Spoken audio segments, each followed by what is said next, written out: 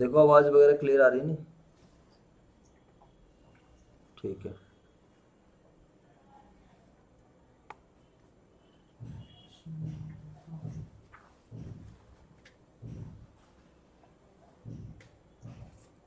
देखो आवाज वगैरह क्लियर आ रही है? चलो भाई ठीक है। तो हेलो दोस्तों, welcome back to Sanjay classes. आज का हमारा नया टॉपिक है जिसको हम लोग पढ़ेंगे। बेसिकली जो टॉपिक है हमारा फाइनल अकाउंट विद एडजस्टमेंट का टॉपिक है। काफ़ी अच्छा टॉपिक है। आगे आने वाले टाइम में आपकी लाइफ में बहुत ज़्यादा ज़रूरत पड़ने वाली इस टॉपिक की, क्योंकि यही एक ऐसा चैप्टर है जिसके थ्रू आप लोग रिजल्ट्स निकाल पाओगे। जैसे आपके लिए एक मार्कशीट कितना इंपॉर्टेंट रोल प्ले करती है पूरी लाइफ में, उसी तरीके से आप कह सकते हो कि भाई जो है ये टॉपिक भी हमारे लिए उसी तरीके से है कि यार हमें रिजल्ट्स निकालना है, और कैसे रिजल्ट निकलेगा ये अभी हम लोग यहाँ पर समझेंगे। How we have to find out the results of an entity, results of sole proprietorship. Basically बच्चों ये ध्यान रखना, यहाँ पर जो हम लोग रिजल्ट्स निकाल रहे हैं, यहाँ पर जो फाइनल अकाउंट्स पढ़ेंगे हम किसके पढ़ेंगे? Final accounts of sole proprietorship business. और आप सभी बच्चों को पता है व्हाट इज सोल प्रोप्राइटरशिप? बताओ सभी बच्चे। एक ऐसा बिजनेस जहां पर एक इंडिविजुअल ओनर क्या करता है, बिजनेस को स्टार्ट करता है और उस बिजनेस को चलाता है, और उस बिजनेस से होने वाले प्रॉफिट या लॉस को आपस में क्या करता है मेरे दोस्तों? शेयर करता है। बात समझ आई या नहीं आई? जल्दी से मुझे बताओ। तो एक ऐसा बिजनेस जहां पर हम लोग क्या करते हैं, जहां पर जो है एक इंडिविजुअल व्यक्ति क्या कर रहा है? बिजनेस को रन कर रहा है, बिजनेस को क्या कर रहा है? चला रहा है, और उस बिजनेस से होने वाले प्रॉफिट या लॉस को आपस में क्या कर रहा है? शेयर कर रहा है। तो इस तरीके के बिजनेस को हम क्या बोलते हैं मेरे दोस्तों? बताओ कौन सा? Sole proprietorship business. यहाँ पर कोई ज्यादा लोग ओनर नहीं होते हैं, खाली एक ही व्यक्ति क्या रहता है बच्चों? बताओ, ओनर रहता है। ठीक है। तो सर फाइनल अकाउंट का क्या मतलब है? हमारे लिए मेन इंपॉर्टेंट टॉपिक ही है what is final account, and final account का यूज क्या है वो अभी हम थोड़ी देर में डिस्कशन करेंगे। पहले हमें ये तो पता चल जाए कि फाइनल अकाउंट होता क्या है। बात समझ आई या नहीं है? तो सर देखो, सभी बच्चे ध्यान से प्लीज एक बार समझ लेंगे। आप सब बच्चों को पता है अकाउंटिंग प्रोसेस, और आपको मेरी आदत का पता ही है, मैं हमेशा कनेक्ट करके आप लोगों को कराने की कोशिश करता हूँ। आपको पता भी चलता रहे कि हम ये टॉपिक पढ़ क्यों रहे हैं, और जो भी हमने अभी तक सीखा हम कहाँ तक पहुंच चुके हैं। ठीक है बच्चों, मुझे बताओ अकाउंटिंग प्रोसेस में अगर मैं आप लोगों से बात करता हूं तो सर जी बड़ा सिंपल सा कॉन्सेप्ट है। सबसे पहले अकाउंटेंट क्या करता है? आइडेंटिफिकेशन। बताओ आपको बीइंग अ कॉमर्स स्टूडेंट ये आपको याद रहना चाहिए, मेरे को नहीं बोलना चाहिए। बताओ क्या होता है? Identification of financial transactions and events. इसमें अकाउंटेंट आइडेंटिफाई करता है whether transactions are of financial character और नॉट। अगर ट्रांजेक्शन फाइनेंशियल कैरेक्टर की है तो वो रिकॉर्ड करेगा, वरना नहीं करेगा। ये on the basis of voucher, on the basis of bills, on the basis of cash memos, इन सब के आधार पर अकाउंटेंट क्या करता है? एनालाइज कर लेता है कि भाई ये ट्रांजेक्शन मेरी फाइनेंशियल कैरेक्टर की है। बोलो बच्चों हाँ है ना? कई बार उसको मेजरमेंट भी करनी होती है। सम टाइम वो क्या करता है मेरे दोस्तों? मेजर करता है। तो यहाँ पर रिकॉर्डिंग तो हो ही जाती है, लेकिन सम टाइम उसको मेजरमेंट भी करनी होती है। जैसे कि सैलरी का मैंने एग्जांपल दिया। सैलरी अगर आपको देनी है एम्प्लॉय को, बट एम्प्लॉय 20 दिन से 10 दिन की छुट्टी मारी है, तो you are not going to pay him or her the entire salary of the month, you will pay the salary only for 20 days. बोलो हाँ है ना? तो भाई बड़ा सिंपल सा कॉन्सेप्ट ये है। दूसरा अगर हम बात करते हैं सेकंड, इसके बाद हम क्या करते हैं बताइए बेटा, कुछ याद है? निधि, आपसे इसलिए पूछता हूं कि मुझे पता चल जाए और फिर मैं उसी हिसाब से कराऊं, ठीक है? क्योंकि आप पहले से हमारे पास नहीं पढ़ रहे हो, इसलिए पहली प्रायोरिटी आपको दी जाती है। बताओ, ये तो मैंने लास्ट क्लास में बताया था, जल्दी बताओ। सर मेरा मन नहीं करता पढ़ने का, आप दिमाग मत खराब किया करो बिल्कुल भी। तो सेकंड स्टेप क्या होता है? रिकॉर्डिंग। और रिकॉर्डिंग बताइए मेरे दोस्तों हम कौन सी बुक में करते हैं? Journal. The book in which transactions are recorded date wise is known as journal. और जर्नल मेरे दोस्तों कितने तरीके की होती है? बताओ फटाफट। 8 तरीके की। तो ये आपको हमेशा टिप्स पे रखना है प्लीज यार। कैश बुक होती है, परचेज बुक होती है, sales book, purchase return book, sales return book, BR book और बीपी बुक, और एक और आती है, और कौन सी आती है? Journal proper. ठीक है। अब मैं इनके तो डिटेल में नहीं लेकर जाऊंगा आप लोगों को, क्योंकि मैंने ऑलरेडी एक्सप्लेन कर दिया है। सर प्लीज थोड़ा सा बता दो, हमारे भी थोड़ी कदर कर लो, हमारी भी केयर कर लो। अरे यार चलो तुमने बोला बताता हूँ, एक वर्ड में सुन लेना फिर ज्यादा नहीं। कैश बुक जो क्या रिकॉर्ड करती है? कैश और बैंक ट्रांजेक्शन।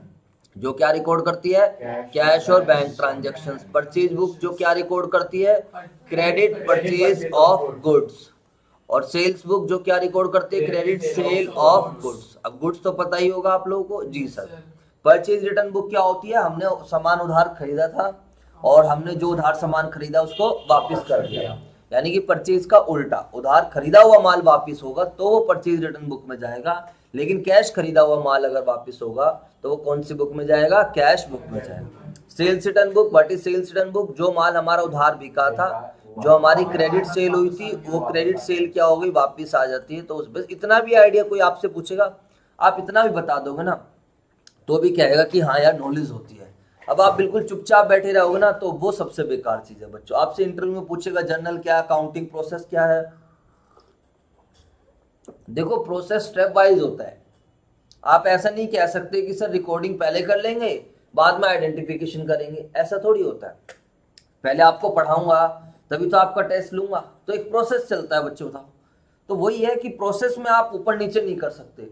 एडवांटेज है, डिसएडवांटेज है, ऑब्जेक्टिव है, फीचर्स हैं, उन सब में तो आप क्या करो, जैसे मर्जी काम कर लो। बोलो बच्चों। तो इसलिए बच्चों ध्यान रखने आप लोग, identification of financial transactions and events होगा, उसके बाद आपकी रिकॉर्डिंग, फिर ये सब। पर बीआर बुक जिसमें ड्यूरिंग द ईयर जितने भी बीआर बनाए हैं वो सब आते हैं, और बीआर कितने एनकैश हुए हैं, कितने डिस्काउंट कराए हैं। BP book during the year कितने बीपी हमने एक्सेप्ट किए हैं, कितने बीपी की पेमेंट करी है, ये सब रिकॉर्ड करते हैं।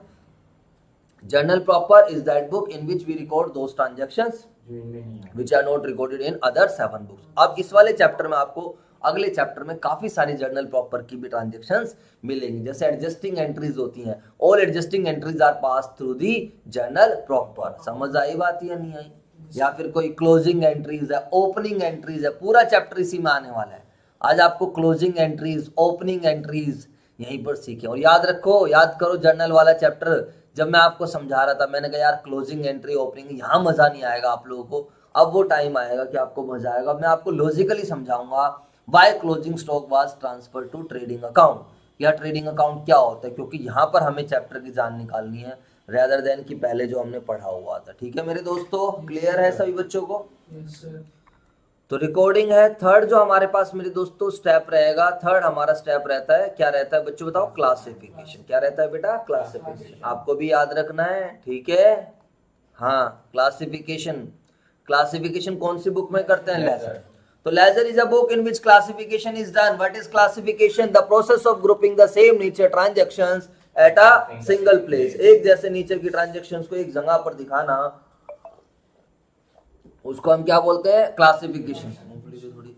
The process of grouping the similar nature transaction, एक जैसे नेचर की ट्रांजैक्शंस को एक प्लेस पर दिखाना, उसको हम क्या बोलते हैं मेरे दोस्तों? क्लासिफिकेशन। अरे बोलो हाँ या ना?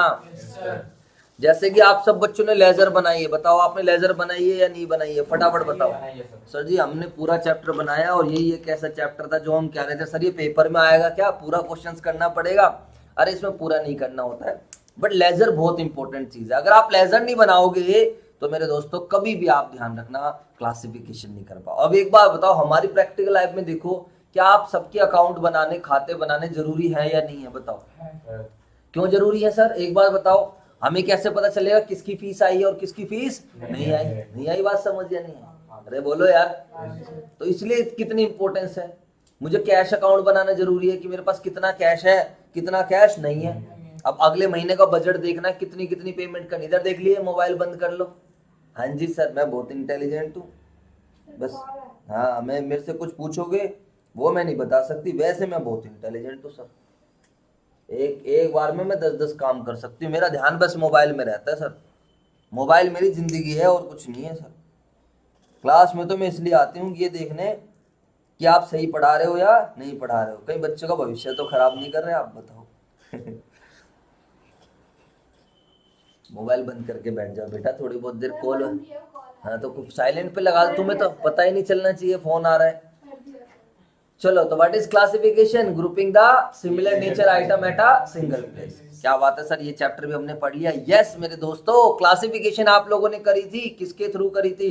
जर्नल। पहले जर्नल बनाई, जर्नल से आपने क्या करी? क्लासिफिकेशन। जर्नल के सारे के साथ जर्नल में जितनी भी ट्रांजेक्शन्स हुई, उन सब में जितने भी डिफरेंट अकाउंट्स आए, और सारे के सारे अकाउंट्स आप लोगों ने बनाए। बोलो हाँ या ना मेरे दोस्तों? जी सर बिल्कुल बनाए हैं, क्या दिक्कत है उसमें। इसके बाद क्लासिफिकेशन के बाद हमारा जो नेक्स्ट स्टेप है that is known as summarising. और मेरे दोस्तों समराइजिंग में भी हम कुछ कर चुके हैं, समरी शीट तैयार करना। सर ऑनर्स के पास इतना टाइम नहीं रहता है कि वो जर्नल देखता रहे, लेजर देखता रहे, समझ में आए। जैसे आपकी पेरेंट्स के पास टाइम नहीं होता इतना, आज क्या कराया है, ला रजिस्टर दिखा, ये कर वो कर, मैथ में क्या हुआ, अकाउंट्स में क्या हुआ, इको में क्या, नहीं, उन्हें कोई मतलब नहीं। वो एट द एंड क्या देखेंगे, अच्छा ला बेटे मार्कशीट दिखा, बात आई समझ या नहीं है। टेस्ट का रिकॉर्ड दिखा दे भाई, बहुत है, चल कोई बात नहीं, मजे कर, अपनी पढ़ाई कर, कोई टेंशन नहीं, कोई दिक्कत है तो बता, बात आई समझ या नहीं है। तो उसी तरीके से जो बिजनेस के ओनर्स रहते हैं वो लोग जनरली जर्नल लेजर पे नहीं जाना प्रेफर करते हैं, लेकिन गड़बड़ है, रिजल्ट ज्यादा ही कम है, कुछ ऐसा लग रहा है पिछले साल की कंपैरिजन में परफॉर्मेंस डाउन है, तो फिर आपके पेरेंट्स भी रिवर्स में जाते हैं। इधर देख लीजिए, अगर तुम्हारे मार्क्स कम आए तो पेरेंट्स फिर लास्ट टाइम में बिल्कुल, अरे सर क्या हो गया सर, बच्चे के नंबर नहीं है, फिर टीचर से आके मिलेंगे, रिवर्स प्रोसेस स्टार्ट होगा। तो अगर ऑनर्स को लग रहा है कि कुछ ठीक नहीं है तो लेजर भी चेक कर सकते हैं, ऑनर रिकॉर्डिंग भी कर सकता है, अपने किसी पर्सन के थ्रू करा लेगा, बट जनरली समरी शीट हमें बनानी कंपलसरी होती है एक तरीके से, to provide details to the जो हमारी जो है टॉप लेवल अथॉरिटीज रहती है। समझ आया नहीं है बच्चों तक। And for the purpose of summarising we prepare, बताओ हम क्या क्या बनाते हैं समराइजिंग के लिए, हम लोग क्या बनाते हैं, ट्रायल बैलेंस। तो मेरे दोस्तों ट्रायल बैलेंस बनाते हैं, और हम क्या बनाते हैं जल्दी से बताओ, ट्रेडिंग अकाउंट बनाते हैं, ट्रायल बैलेंस बनाते हैं, और क्या बनाते हैं, ट्रेडिंग अकाउंट, और क्या बनाते हैं हम, प्रॉफिट एंड लॉस अकाउंट, और क्या बनाते हैं, बैलेंस शीट। ठीक है मेरे दोस्तों, बोलो। तो ट्रायल बैलेंस भी हम लोग कवर कर चुके हैं, ट्रायल बैलेंस भी हमारा कवर हो चुका है। जितने बच्चों को ट्रायल बैलेंस नहीं आता वो भाई ट्रायल बैलेंस को जरूर सीख ले, ठीक है। ट्रायल बैलेंस आज थोड़ा बहुत मैं आइडिया दे दूंगा, बाकी मेरी इस पर एक कंप्लीट वीडियो है और मैंने बहुत डिटेल में समझाया, वो सीए फाउंडेशन वाले वीडियो है, मैं आपके साथ शेयर कर दूंगा, how the trial balance is prepared. यहाँ पर तो मैं आपको एक ही मेथड समझाऊंगा, बट वहां पर मैंने 3 मेथड से आपको ट्रायल बैलेंस सिखाया। याद है आप लोगों को, बताओ कहाँ कराया था ट्रायल बैलेंस। ये देखो लुल्लू, मुझे याद है, बाहर बैठ के नहीं कराया था। हाँ हाँ, मैच भी चल रहा था। फिर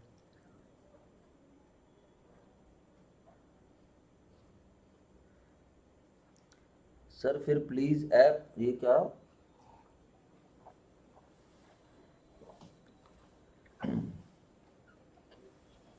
चलो जी सर, क्या कहना चाह रहे हो भाई। तो ये सब आज हमारा एक चैप्टर आ चुका है फाइनल अकाउंट, आज हम इन सब के बारे में डिटेल में समझेंगे, लेकिन उससे पहले ट्रायल बैलेंस हमारा समझना मजबूरी होगी, क्योंकि जो लेजर का जो बैलेंसेज निकलता है, प्लीज देखो एनालाइज करो, लेजर का बैलेंस यहाँ भी आ सकता है, डेबिट साइड भी, ये टी शेप है, डेबिट साइड भी हो सकता है, क्रेडिट साइड भी हो सकता है। तो जो लेजर के बैलेंसेज बचते हैं ना मेरे दोस्तों, वही बैलेंसेज आपके कहाँ पहुंचते हैं, ट्रायल बैलेंस में। समझ है, इसको आप अपनी लाइफ से कनेक्ट कर सकते हो। स्कूल में एडमिशन लिया, रजिस्टर्स लगाए, पहले रफ रजिस्टर लगाया, रफ रजिस्टर जो जो टीचर ने पढ़ाया, पढ़ते गए पढ़ते गए पढ़ते गए, उसके बाद क्या करा, फिर रजिस्टर लगाए, फिर रजिस्टर लगाने का मतलब क्लासिफिकेशंस करी, फिर आपके टेस्ट वगैरह हुए, समझ में आया। या फिर जो भी कुछ आप ऐसे समझ सकते हो, टेस्ट का जो रिकॉर्ड आएगा उसको हमने शो करा। सर बैलेंस शीट के बाद प्रॉफिट एंड लॉस एप्रोप्रिएशन, भाई सोल प्रोप्राइटरशिप में हम P and L appropriation account नहीं बनाते हैं, P and L appropriation account partnership में बनता है, और वो बैलेंस शीट के बाद नहीं बनता है, बैलेंस शीट से पहले बनता है, प्रॉफिट एंड लॉस अकाउंट के बाद बनता है।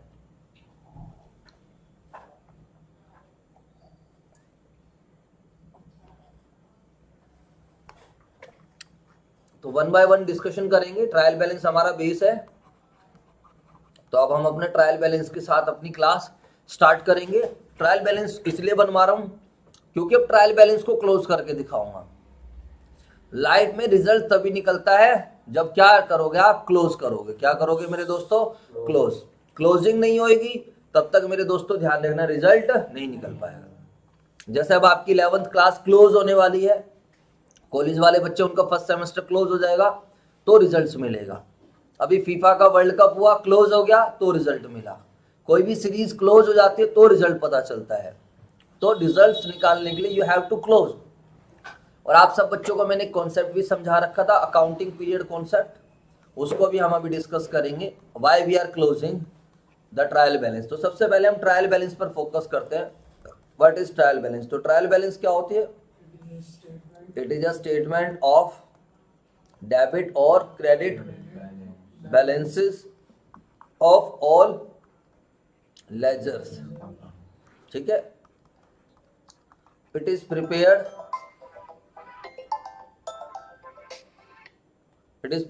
Hello,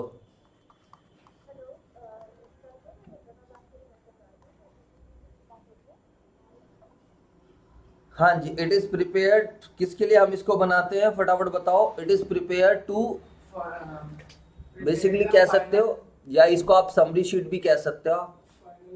it is a summary sheet of all ledgers. ठीक है, it is prepared to check arithmetical accuracy. Arithmetical accuracy check करने के लिए हम इसको बनाते हैं। ठीक है बच्चों, बताओ अगर ये मैच हो रहा है, tallying of trial balance doesn't mean there is no error, या हमने पढ़ा रेक्टिफिकेशन ऑफ एरर में, बोलो यार। ट्रायल बैलेंस का टैली होने का मतलब ये नहीं होता कि कोई एरर नहीं है। उसके अलावा अगर हम बात करते हैं, it is useful for preparation of final account, या फिर आप कह सकते हो it is the basis, it works as it is the basis of final account. Final account मेरे दोस्तों इसके आधार पर बनने वाला है, बोलो हाँ या ना। जल्दी से बताओ, फाइनल अकाउंट किसके आधार पर बनने वाला है? इसके आधार पर।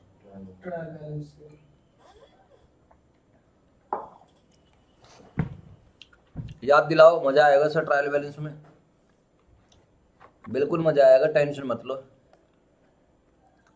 एक्चुअली आज दूसरे वाला वन नोट है, पहले वाला तो काम कर नहीं रहा है, इसमें मैंने कभी इतना करा नहीं है, बस यही वाला चल गया तो ये कर रहे हैं। ट्रायल बैलेंस हम रोज रोज नहीं बनाते हैं, जैसे आपका रोज रोज वो नहीं होता, रिकॉर्ड रिजल्ट नहीं होता, रोज रोज टेस्ट चेक नहीं होता, रोज रोज टेस्ट नहीं होते आप लोगों के, या रोज रोज स्कूल वाले एग्जाम नहीं कंडक्ट कराते। तो ट्रायल बैलेंस हम साल के एंड में बनाते हैं। जनरली प्रिपेयर्ड, जनरली कब बनता है बच्चों बताओ?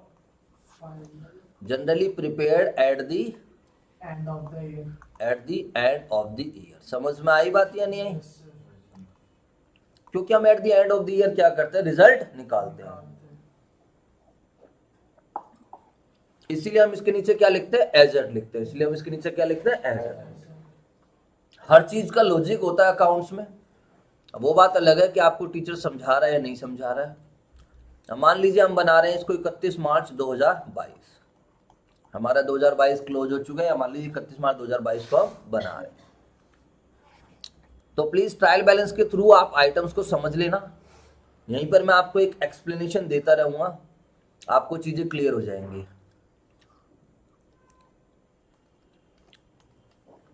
बहुत बढ़िया, क्या बात है सर। तो ये बनाया हम लोगों ने ट्रायल बैलेंस। ठीक है मेरे दोस्तों? जी सर, बिल्कुल क्लियर है।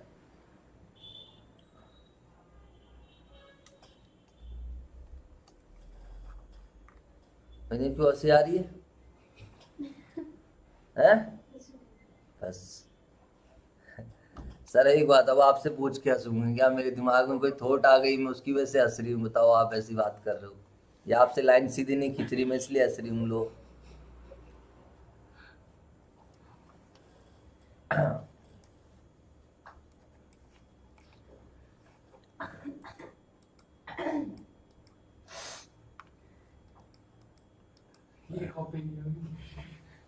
होना तो चाहिए, इसमें पता नहीं क्या ड्रामा है।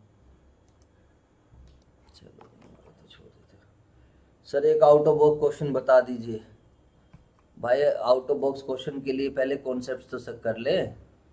क्वेश्चन तेरे को करने हैं तो मैं देखता हूँ, मेरी पहले की वीडियो होगी उसको शेयर कर दूंगा। ठीक है बेटे? आपको आता है तो बताओ एडजस्टेड परचेज का क्या ट्रीटमेंट होता है। अगर आपको लगता है आप में ट्रायल बैलेंस पूरा आपको फाइनल अकाउंट आता है, बताओ एडजस्टेड परचेज क्या होता है। बस सर जी सीधा क्वेश्चंस करा दो बस जिंदगी में, और कुछ नहीं। बेटा पेशेंस रखनी होती है, विदाउट पेशेंस कुछ नहीं होता है। चलो जी सर, मेरी आदत नहीं है ऐसे, आपको लग रहा है कि यार सीखने को मिल रहा है, लॉजिकली सीखना है तो आप क्लास ले सकते हो, वरना कोई प्रॉब्लम नहीं। पार्टिकुलर्स की अगर हम बात करते हैं तो मेरे दोस्तों यहाँ पर क्या आएगा, पार्टिकुलर्स की जगह हम क्या करेंगे, नेम ऑफ अकाउंट। यहाँ पर हम LF लिख सकते हैं, रुपीज डेबिट लिखेंगे, और रुपीज क्या लिखेंगे, हम क्रेडिट लिखेंगे। हम ट्रायल बैलेंस बना रहे हैं ना अभी। हाँ जी बेटा, तुझे क्या लग रहा है? नहीं, मैं कुछ और सोच रहा हूँ। अच्छा जर्नल LFGF वाला फिर याद आई, वो तो LF तो आ जाता है इसमें। कौन है भैया? कौन से भैया? पता ना, नाम ना पता, जो हमारे सामने बैठे हैं। दिव्यांश भैया। दिव्यांश तेरी क्लास है क्या? दिव्यांश हैं, तेरी क्लास है? उसकी होती है प्रैक्टिस के 10 बजे रहते हैं। अब ग्रुप में मैसेज वैसेज नहीं देखता क्या तू? सर वो कल रात को मैंने देखा, जल्दी सो गया था। बैठ जा, तुम्हारा मन नहीं करता पढ़ने का बेटे? नहीं सर वो हाँ देखो, अब सभी बच्चे ध्यान से समझेंगे। तो मेरे दोस्तों नेम ऑफ अकाउंट, कौन कौन से नेम ऑफ अकाउंट्स हो सकते हैं? अरे यार सिंपल ही समझाओ ना, क्या ही मिलेगा यार, एक बार बताओ। अकाउंट्स में होता ही क्या है, 5 ही तो अकाउंट रहते हैं मेनली। या तो क्या मिलेगा, अब ये निधि बताएगी। शाबाश बेटे, बताओ कौन कौन से 5 अकाउंट होते हैं मॉडर्न अप्रोच के हिसाब से, बताओ चलो। एज पर मॉडर्न अप्रोच कौन कौन से 5 अकाउंट होते हैं? रूल्स नहीं बताए थे आपको, बताओ कौन कौन से अकाउंट होते हैं। हाँ शाबाश, वे शर्माए मत करो बिल्कुल भी। Assets, very good. और लायबिलिटीज, शाबाश। हाँ एसेट्स, लायबिलिटीज, कैपिटल,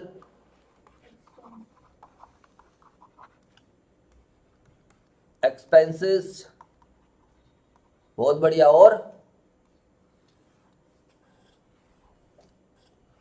एक बार फूटा फूटा देना, फूटा देख, स्केल रखा गया यहाँ पर, वेरी स्केल। किसी के पास स्केल नहीं है क्या? ये कॉमर्स वाले बच्चे हैं, इधर उधर देख रहे हैं, जबकि बोला था पहले दिन। लाओ इससे लाइन खींच के देखो ना। ना ना ना ना ना ना ना। बहुत बढ़िया साहब, ये जुगाड़ सही है। अब आओ जी सर, अब हम समझेंगे यहाँ पर। देखो मेरे दोस्तों, ये मैं आपको ट्रायल बैलेंस समझा रहा हूँ तो आप लोगों के कॉन्सेप्ट्स भी बन जाएं, इसलिए मैं ऐसे कर रहा हूँ। आपको सारी एसेट्स एक जगह लिखूंगा, लायबिलिटीज एक जगह, एक्सपेंसेस। लेकिन ध्यान रखना, जो आपको ट्रायल बैलेंस मिलेगा जब क्वेश्चन करने के लिए, तो वो सारे आइटम अलग अलग देगा। कोई आइटम कहीं मिलेगा, कोई आइटम कहीं मिलेगा। और आपको सबसे पहला काम तो यही पता लगाना होगा कि ये एसेट है या फिर ये लायबिलिटी है या एक्सपेंस है या रेवेन्यू। इधर देख लो, जिस बच्चे को ये पता है ये एसेट और लायबिलिटी है, वो समझो उसकी बैलेंस शीट तो यही खत्म हो गई। क्योंकि बैलेंस शीट में आते ही क्या है बताओ, बैलेंस शीट में जाता क्या, एसेट्स, कैपिटल, लायबिलिटीज। तो कुछ भी नहीं करना, कुछ भी नहीं करना है, इस ट्रायल बैलेंस से उठाना है और उनको कहां लेकर जाना है, बैलेंस शीट में। बैलेंस शीट बन गई, हो गई बैलेंस शीट खत्म। अरे बोलो, ये इतना आसान है, जिसके फाउंडेशन सही हो उसको कभी दिक्कत नहीं आने वाली। अब जैसे यही नहीं पता एसेट्स क्या होती है, सर ये क्या है, ये क्या है, तो इस वाले चैप्टर में आपको मजा आएगा। आपको ना मतलब ज्यादा सिरदर्दी नहीं पालनी। जैसे रेक्टिफिकेशन ऑफ एरर था, वहां बच्चा यार क्या हर बार साला नया, हर बार नया, हर बार नया, मन भी नहीं करता फिर कई बार बच्चों का तो। लेकिन यहाँ नया कुछ नहीं रहने वाला, 2-4 क्वेश्चन मिलेंगे, उसके बाद सब कुछ क्या मिलने वाला है, सेम। इवन आपको मजा आने वाला है। ये आइटम उठाओ यहाँ डाल दो, कुछ भी नहीं करना आप लोगों को। ट्रायल बैलेंस के आइटम को क्या करना है, उठा कर डालना है। बात आई समझ नहीं? अरे बोलो भाई। अब बैलेंस शीट का तो मैंने आइडिया दे दिया, अभी अब बचते क्या है, एक्सपेंस, इनकम और रिवेन्यू। बोलो बच्चों, यस सर। देखो तीन चीजें तो चली गई, तीन चीजें तो कहाँ चली गई, बैलेंस शीट में एसेट चली गई, लाइबिलिटी मैंने ऐसा करता हूँ, चलो कोई नहीं, जैसे बच्चे ने लिखवाया ऐसे कर देता हूँ, या फिर ठीक है कोई दिक्कत नहीं है, लाइबिलिटी चली जाएगी और कैपिटल, ठीक है चलो बच्चे ने भी ठीक लिखवाया। तो ये तीनों आइटम कहाँ चले जाएंगे, बैलेंस शीट में, तीनों की टेंशन खत्म हो गई। बोलो भाई, और बचता क्या है, एक्सपेंसेस और रिवेन्यू। अब एक्सपेंसेस और रिवेन्यू कहाँ जाएंगे, या तो ट्रेडिंग में जाएंगे या पीएनएल। बात आई समझ नहीं, एक्सपेंसेस रिवेन्यू कहाँ जाएंगे, या तो ट्रेडिंग में या पीएनएल। अब ये सोचना है हमें, वो मैं आज आपको सिखाऊंगा कि ट्रेडिंग में कौन से खर्चे जाते हैं, क्यों जाते हैं, और प्रॉफिट एंड लॉस अकाउंट में कौन सी इनकम जाती है, कौन से खर्चे आते हैं। बस बात खत्म हो गई। फिर ट्रेडिंग, पता है क्या, हम क्लोज कर रहे हैं तो ट्रायल बैलेंस को क्लोज करेंगे, तो कुछ आइटम ट्रेडिंग में डाल देंगे, ट्रेडिंग को क्लोज करेंगे तो फिर रिजल्ट मिलेगा ग्रोस प्रॉफिट। क्या रिजल्ट मिलेगा, ग्रोस प्रॉफिट। फिर पीएनएल को क्लोज कर देंगे, रिजल्ट मिलेगा नेट प्रॉफिट या फिर नेट लॉस, ग्रोस प्रॉफिट या फिर ग्रोस लॉस। बात आ रही है समझ या नहीं आ रही। और ट्रेडिंग पीएनएल क्लोज होने के बाद जो रिजल्ट प्रॉफिट होगा वो मालिक का होगा, उसको कैपिटल में ऐड कर दे। बैलेंस शीट कभी क्लोज नहीं है, ध्यान रखना। अगर बिजनेस की बैलेंस शीट क्लोज हो गई इसका मतलब बिजनेस एग्जिस्ट ही नहीं करता, बिजनेस ही बंद हो गया। बोलो बच्चों, नहीं आई बात समझ। तो जब तक बिजनेस चलता रहेगा तब तक बिजनेस की क्या चलती रहेगी, बैलेंस शीट चलती रहेगी। बस ये चाहिए, वो अकाउंटिंग पीरियड कॉन्सेप्ट है जी। एक साल का रिजल्ट निकाल दो और जब अगले साल जाएंगे तो उसी बैलेंस शीट को बेस बनाएंगे, उसी बैलेंस शीट को बेस बनाकर फिर शुरुआत कर देंगे। जैसे जब तुम 12th में जाओगे तो तुम्हारे कुछ रजिस्टर बच जाएंगे, तुम उन्हीं वाले रजिस्टर से क्या करोगे, शुरुआत कर दोगे। अरे हाँ या ना बोला करो। तो ये जो एग्जाम्पल देता हूं मैं जस्ट एक कनेक्शन के लिए देता हूं, आप प्लीज समझा करो। तो आप लोगों को एक प्रोसेस पता होना चाहिए। अगर आपको ये नहीं पता यार हम पढ़ क्यों रहे हैं, कोई फायदा ही नहीं है, फिर बताओ। तो अकाउंटिंग प्रोसेस सर हमने इतने अच्छे तरीके से करा, आइडेंटिफिकेशन, रिकॉर्डिंग में हमने इतना टाइम लगाया। जिसे जर्नल नहीं आती भाई साहब, मेरी पूरी जर्नल की प्लेलिस्ट अवेलेबल है, वहां पर जाकर देख लो। जर्नल नहीं आती ना आप लोगों को और बेसिक अकाउंटिंग टर्म्स नहीं आता, आपको जिंदगी भर अकाउंट्स में दिक्कत रहने वाली है। लेजर बनाओ, लेजर बनानी हम लोगों ने सीखी आराम आराम से करते हुए, और हम अपनी एक स्टेज पर आ चुके हैं जहां पर आज हम रिजल्ट्स भी निकालना सीखे। ट्रायल बैलेंस भी मैंने आप लोगों को बताया। समझ आया बच्चों या नहीं है, बोलो यार। चलो जी सर, इसके बाद की अगर हम डिस्कशन करते हैं तो सर अब क्या करो सर, ये सब चीजें आएंगी ट्रायल बैलेंस में। आप सर एक काम करो, इन एसेट्स के नाम बता दो। तो सर जी आप क्यों बताओ, थोड़े बहुत हमारे से मेहनत करवा लो। बिल्कुल यार बच्चों, आप जैसा कह रहे हो हम वैसे ही करेंगे। चलो बताओ बेटा, एसेट्स के जो जो आपको नाम याद आए बताते रहो, बोलो। मशीनरी ऐसे नहीं करेंगे फिर, चलो कोई नहीं, ठीक है जैसा मन करे, जो तुम्हारे दिमाग में आए बताते रहो। हाँ जी बेटा, दो आइटम आप बताओ, दो की सीरीज चलाएंगे। मशीनरी बोलो बेटा। चलो कैश और मशीनरी इन्होंने एग्जाम्पल बताना है। कैश मशीनरी बहुत बढ़िया। गुड्स बेटा एसेट्स नहीं होती। Purchases is an expense, purchases मेरे दोस्तों ध्यान रखना एक्सपेंस होता है, ठीक है। चलो परचेजेस हम किसके लिए लगाते हैं, गुड्स के लिए हम परचेज करते हैं। हाँ जी बताओ बेटा आगे। रुक जाओ, हाँ जी बेटा आप एसेट्स तो बताइए यार please.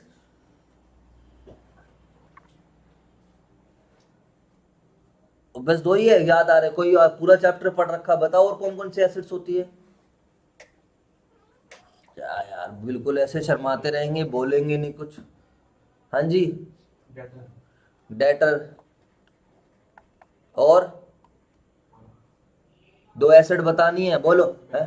Bank, cash at bank, शाबाश। हाँ जी बताओ भाई। लैंड, शाबाश। बिल्डिंग, हाँ भाई। फर्नीचर और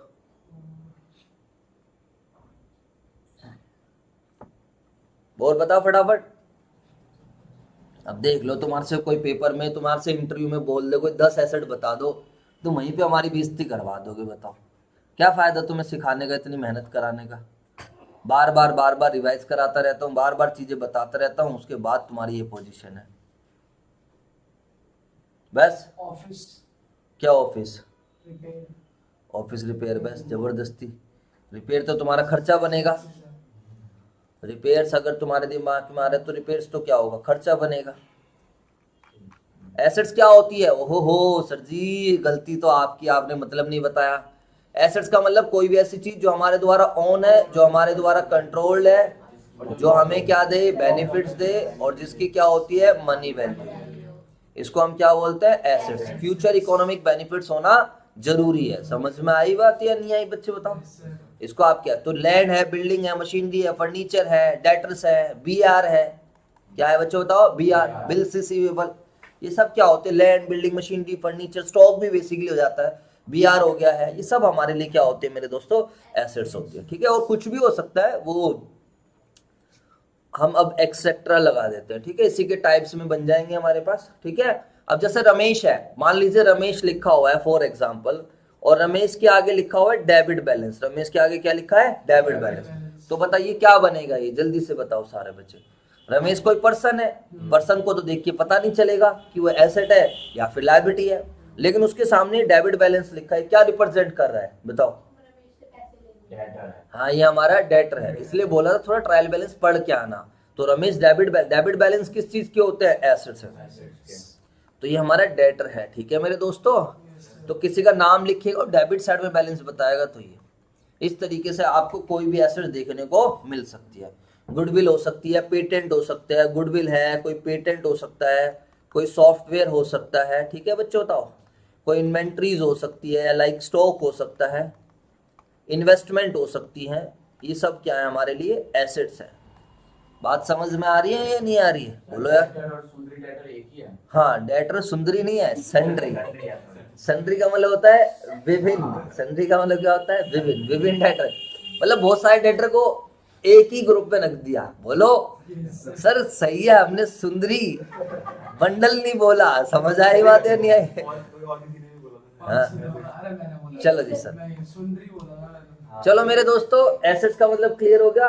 हाँ जी बेटे, ठीक है। संड्रा बोला था। इधर देखो, तो एसेट्स का मतलब कोई भी, अच्छा सर हिंदी में क्या बोलते हैं? संपत्ति। आपको पता ही नहीं है, बताते नहीं हो, जल्दी बताओ। आपको अजीब सा तो नहीं लगता मैं आपसे ज्यादा पूछता हूँ? क्या नाम है तुम्हारा? है? पुष्पा। क्या नाम है? निधि। हाँ जी, बोलेगी नहीं कुछ। चलो बेटा, अब मैं आपसे कुछ नहीं पूछूंगा, खुश रहो। चलो ठीक है बेटा, चलते हैं अब आगे। लायबिलिटीज। लायबिलिटीज का क्या मतलब है? कर्जा।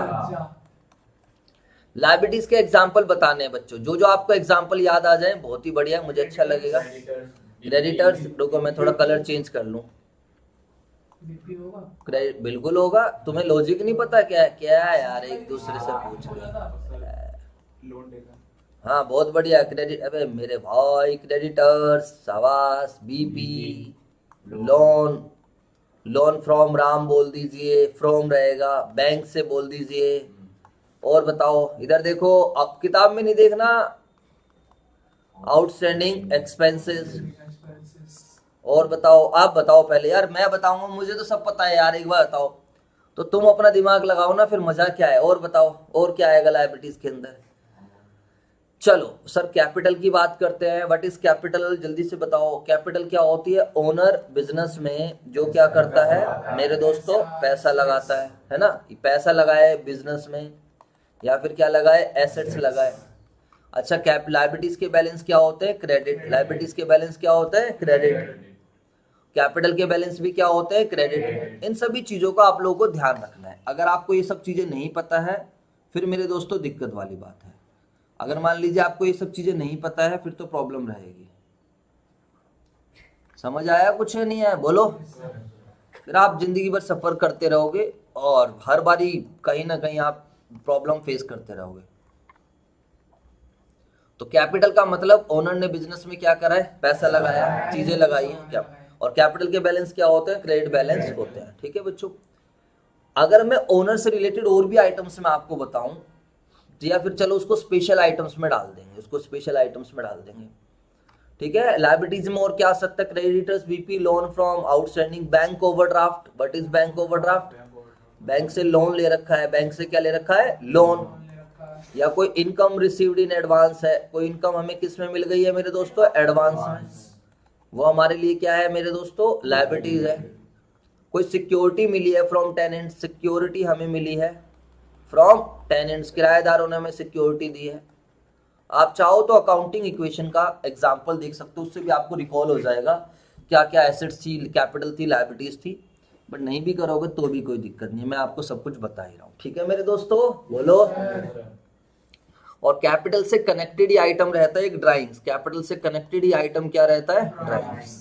ये कैपिटल का बिल्कुल उल्टा रहता है। ड्राइंग्स का मतलब क्या होता है, जो ओनर ने अपने बिजनेस से पर्सनल यूज या फिर कौन से यूज के लिए, डोमेस्टिक यूज के लिए, पर्सनल यूज या फिर डोमेस्टिक यूज के लिए ओनर ने बिजनेस से क्या करा है, पैसा निकाला, उसको हम क्या बोलते हैं, ड्राइंग। कैपिटल के बैलेंस क्रेडिट होते हैं, ड्राइंग्स के बैलेंस क्या होते हैं, डेबिट, क्योंकि ये कैपिटल में से रिड्यूस होती है, समझ आया। आप सब बच्चों को पता है कैपिटल के बैलेंस क्रेडिट क्यों होते हैं, ये भी मैंने आपको समझा रखा है। बताओ क्यों होते हैं, क्या लॉजिक है इसके पीछे, जल्दी से बताओ। Why capital have credit balance, बोलो फटाफट, क्या लॉजिक है। बस सर हमें पता है, जो पैसा आते वो इनकम, ऐसा कुछ नहीं है। This is the logic behind this is business entity concept. क्या लॉजिक है इसके पीछे, business. As per business entity concept, business and owner are considered as two separate person. All transactions are recorded from the business point of view and not from the owner's point. इस बात को आप सही बच्चे जान। और business और owner दोनों अलग अलग है। अब ये संजय क्लासेस अलग चीज है और मैं अलग चीज हूँ, बोलो मेरे दोस्तों।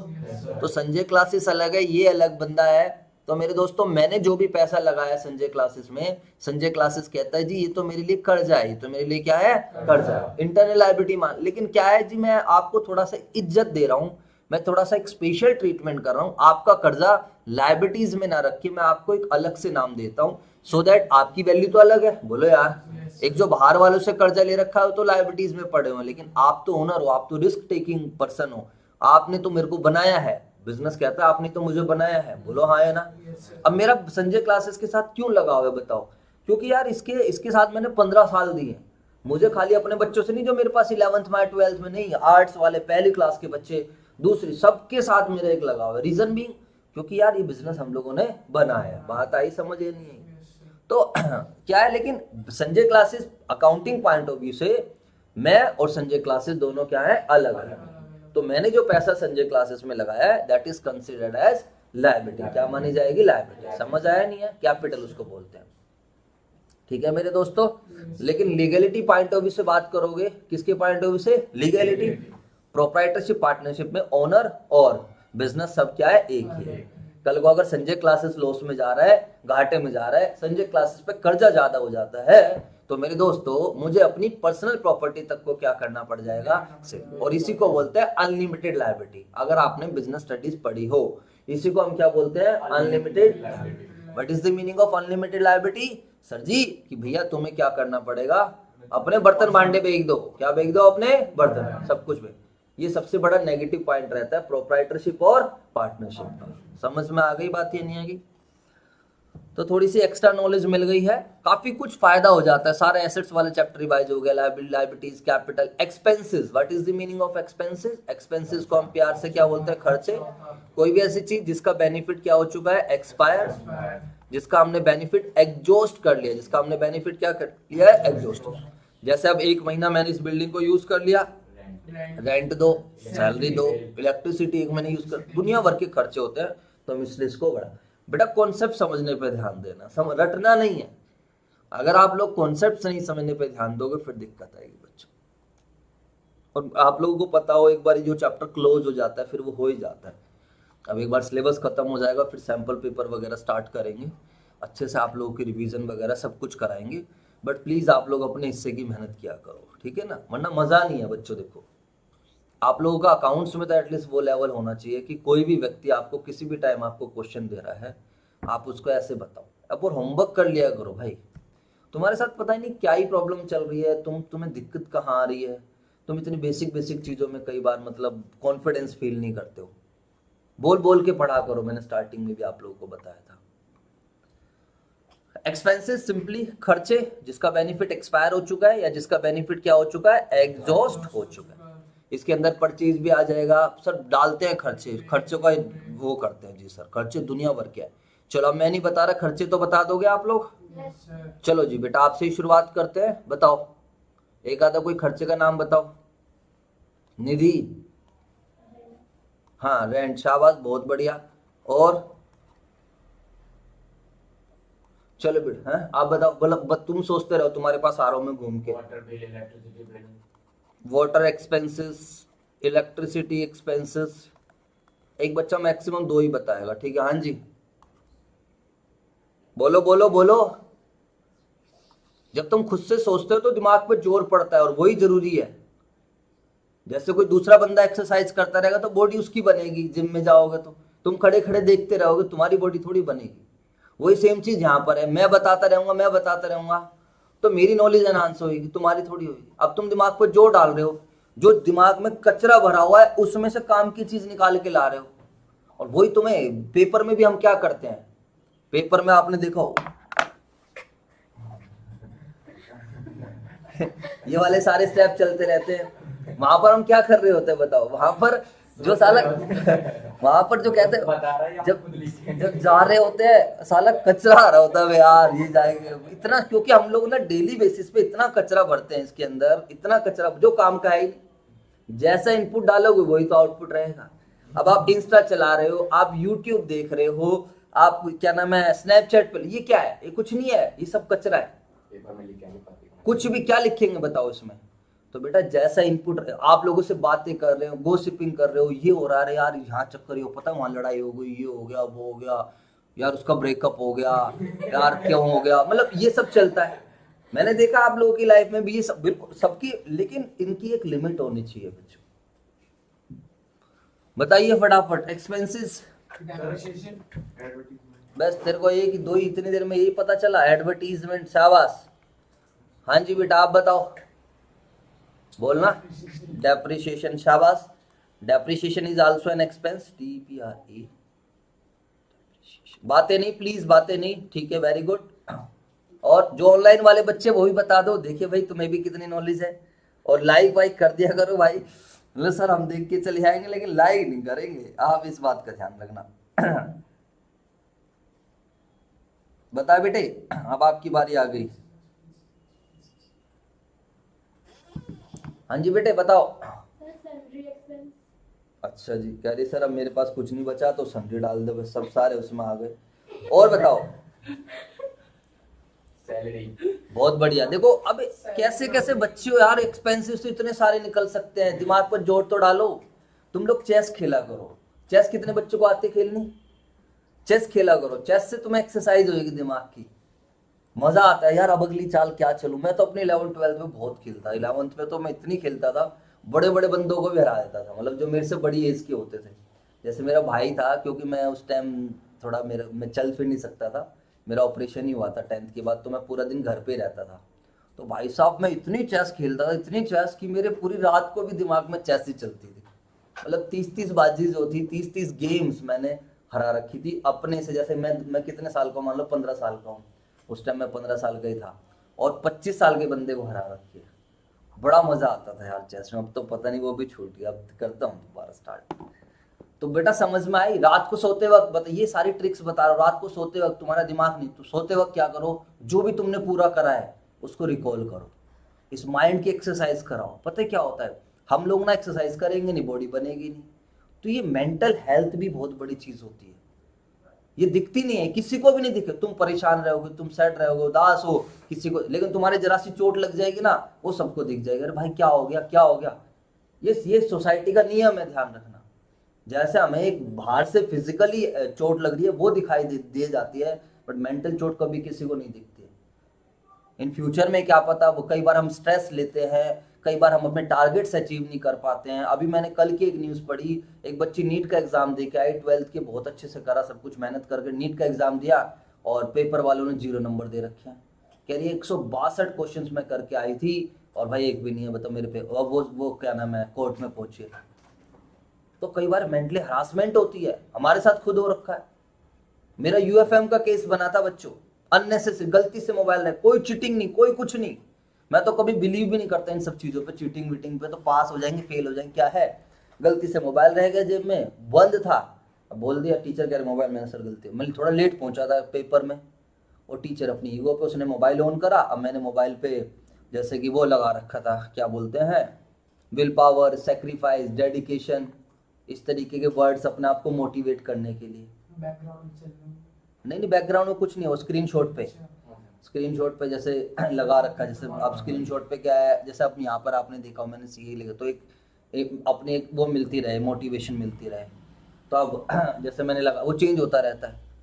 तो अब क्या है, वो टीचर कह रहा है, टीचर मास्टर जी क्या कह रहे हैं, कह रहे हैं ये देखो कीवर्ड लिख के लेके आया है। अब मैंने कहा सर ये कीवर्ड नहीं है, मोटिवेशन। अब सॉरी वोरी वाली अपनी आदत नहीं है, मेरे मुंह से निकलता भी नहीं है सॉरी, मैं जनरली बताऊं तो। और भाई सॉरी बोल देता, सारी गेम वहीं ओवर थी, 200-250 बच्चे एग्जाम दे रही है, एमकॉम की बता रहा हूँ मैं, बहुत साल पहले की बात। आप मानोगे नहीं भाई साहब, जो मेरी हरासमेंट हुई थी ना, पता है क्या हुआ, मेरे को यूएफएम को उस टाइम मतलब भी नहीं पता था यूएफएम क्या होता है। जैसे आपको नहीं पता अभी यूएफएम क्या होता है, वैसे ही मेरे साथ था। यूएफएम का मतलब है अनफेयर मीन्स, अनफेयर मीन्स का मतलब चीटिंग। हाँ ये बोर्ड के हाँ। भी लिखा था एडमिट कार्ड। एडमिट कार्ड में अब मैंने क्या करा, चलो भाई सर, मैंने जी ठीक है ले लो पेपर। फिर दूसरी शीट दी, मैंने कहा सर पहले वाली शीट चेक होएगी, कह रहा हाँ चेक होएगी। फिर मैं उनके बिलीव करके करने लग गया। पेपर खत्म हुआ, पेपर खत्म होने के बाद मैंने कहा सर मेरा मोबाइल, कह रहा आपका तो यूएफएम का केस बन गया, अब तो दिल्ली यूनिवर्सिटी चला गया, मोबाइल चला गया मेरा। फिर मैंने सॉरी वोरी बोला, कह रहा अब कुछ नहीं हो सकता बेटा, अब तो केस बन गया आपका। अब फिर कह रहे हियरिंग पे बुलाएंगे, कुछ नहीं बुलाया इन्होंने, कुछ नहीं बुलाया, कोई सिस्टम नहीं, बस ऐसे ही, सरकारी डिपार्टमेंट तुम्हें पता है। हाँ। अब आप सोचो, कोई हियरिंग नहीं, कोई चेकिंग नहीं, कोई कुछ नहीं। और पता है क्या, रिजल्ट भी 1 साल बाद दिया।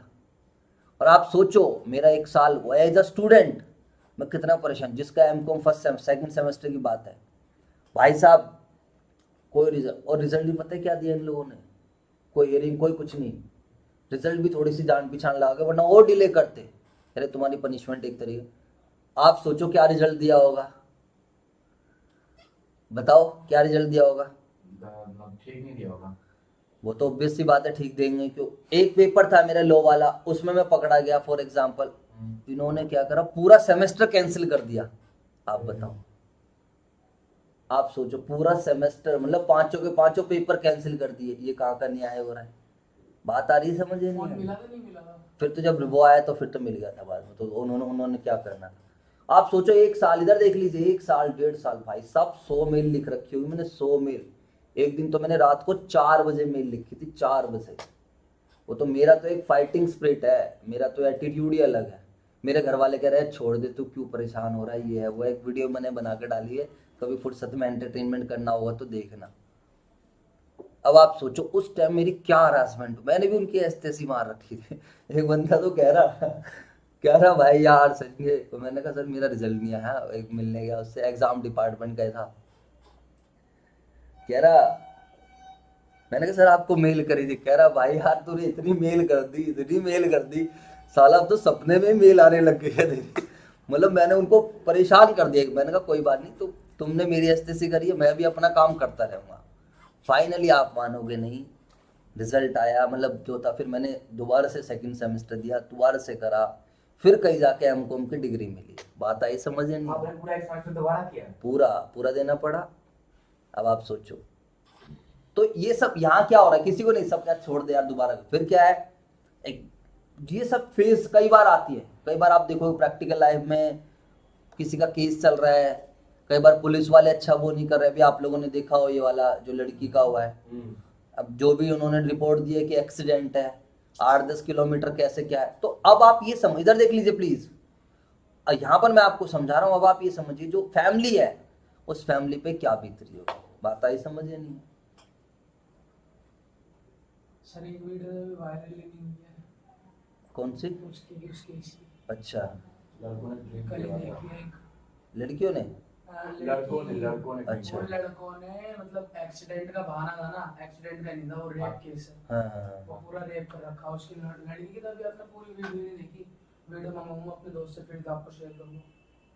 तो मैं ये तो बता रहा हूँ कि अब देखो कितनी जल्दी, अब आप सोचो कि सब कुछ हो गया, ऑटोप्सी वो रिपोर्ट भी आ गई, पुलिस वाले ने एक्सीडेंट डिक्लेयर कर दिया और सारे। अब जब हम प्रैक्टिकल लाइफ में जाते हैं ना बेटा, तो ध्यान रखना लाइफ इतनी आसान नहीं है, चाहे आप जितने मर्जी बड़े लेवल पे चले जाओ। क्योंकि मैंने एक चीज पढ़ी, आप जितने मर्जी बड़े लेवल पे चले जाओगे, आपसे ऊपर कोई ना कोई मिलेगा। तो ये जो हमें फाइटिंग स्पीड जो सिखाती है ना, फाइटिंग एटीट्यूड जो सिखाता है, ये हमें सिखाती है हमारी एजुकेशन। ये हमारा एक वो है, जितना हम कॉन्फिडेंट होते रहेंगे उतना ही हम चल यार चीजों को मैनेज कर लेंगे। अब देखो उसका फिर क्या हुआ भाई, लोगों के लिए एमकॉम हुई, फिर मैंने नेट दिया, वो हुआ। और अगर आज लेक्चरर लगे हैं तो क्यों लगे हैं बताओ आप? अगर एमकॉम ही नहीं होती तो कौन पूछ रहा है? नेट के लिए एलिजिबल ही नहीं थे। तो फिर उसका रिवार्ड भी मिलता है, ऐसा कुछ नहीं है कि रिटर्न नहीं मिलती है।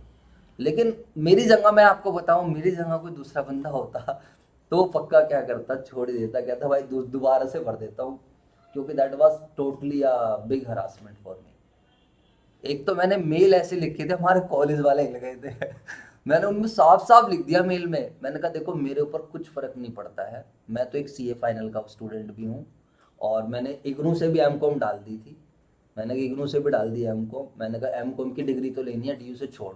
मैंने कहा आप सोचो, ऐसे कैंडिडेट के बारे में सोचो जो खाली एमकॉम कर रहा है डीयू से, और जिसका पूरा करियर किसके ऊपर डिपेंड करता है? एमकॉम पे डिपेंड करता है। आप बताओ मुझे भाई, सब कॉलेज वॉलेज वाले सारे लोग कह रहे कौन है बच्चा, इसने इतनी हार्श मेल लिख के इसको। फिर मेरे पास फोन आया, साले कोई रिस्पॉन्ड नहीं कर रहे थे। आप समझ रहे हो, कोई मेल का मैसेज, इग्नोरेंस। आप समझ के देखो, आप परेशान हो रहे हो और आपको कोई रिप्लाई ना मिले तो कितना अजीब सा लगेगा। एटलीस्ट कुछ तो करो। तो बेटा हमेशा ध्यान रखना, मेंटल हेल्थ भी बहुत इंपॉर्टेंट होती है चीजों को लड़ने के लिए। तो गाड़ी कहाँ से कहाँ घूमी, यहाँ पर आप लोगों को अपने दिमाग पे जोर डालना है। दोबारा से हम टॉपिक पर आ रहे हैं। तो एक्सपेंसेस में क्या क्या आ गया बच्चे बताओ? हाँ जी सर। हाँ, ये मेंटल हेल्थ की वजह से आपको थोड़ी मेरे पर्सनल स्टोरी आप लोगों को पता चल गई है, बट आप सब बच्चों को मेहनत करनी है, ठीक है? कभी भी कोई भी दिक्कत आए आपको इस तरीके की, तो मेरे साथ डिस्कस कर लेना, औरों के साथ करो या ना करो, मैं डेफिनेटली आपकी हेल्प करूँगा। Purchase, repair, rent, water expenses, electricity, advertisement, सब लोग गुजर रहे होते हैं इस चीज से, ध्यान रखना। सब आप अपने घर वालों से जाके पूछो, एक बार पापा से कभी पूछ के देखना बैठ के, क्या पापा जिंदगी सही चल रही है? वो बताएंगे यार बस क्या ही बताऊं, तुम बच्चे हो सारा तो नहीं बता सकता। वो कहेंगे बस यार ठीक ठाक चल रही है। तो जब आप बोलोगे ना ठीक ठाक चल रही है, तो आप जब वो बोलेंगे ठीक ठाक, तो आप समझ जाना कि वो किस फेज से गुजर रहे हैं। लेकिन सारी चीजें बताने की नहीं होती कि बच्चे हैं यार, छोटे हैं, हर किसी के साथ ही है। तो बेटा आप लोग यही करो, अभी एफर्ट्स डाल दो, जो एटलीस्ट जो फाइनेंशियल फ्रीडम वाली बात है वो थोड़ा बहुत आप अपनी फैमिली के लिए कर पाओ। और जो दिक्कतें आनी है वो तो रहेंगी, कोई घर में बीमार है, किसी की तबीयत खराब है, आना जाना है, किसी का एक्सीडेंट, ये सब तो जिंदगी का एक पार्ट है। सुख है तो दुख है, सीधी सी बात है। सुख, और जब तक क्या नाम है दुख नहीं रहेगा ना, हमने 10th में पढ़ा था, कहते हैं सच्चे सुख की जो प्राप्ति है वो दुख के बाद होती है। तो जब तक आपको दुख नहीं पता रहेगा तो यार सुख क्या है, उसकी वैल्यू ही खत्म हो जाएगी। बात आई समझ नहीं है? जैसे जब मैं 10th में था, एक छोटा सा कंक्लूड कर रहा हूँ, मैं 1 साल तक बाहर नहीं निकला था, पूरे मैं घर पे रहता था। तो मुझे पता है कि यार बाहर निकलने में क्या मजा है, घूमने में क्या, किसी का हाथ पे किसी का एक्सीडेंट हो रहा है उससे पूछो कि चलने में क्या सुख। जैसे हमें ये सुख नहीं दिखाई देते, बात कर लिया, हम घूम रहे हैं, मजे कर, हमें ये सुख नहीं लगते हैं। क्यों? क्योंकि हमारे साथ कभी कुछ गलती नहीं हुआ।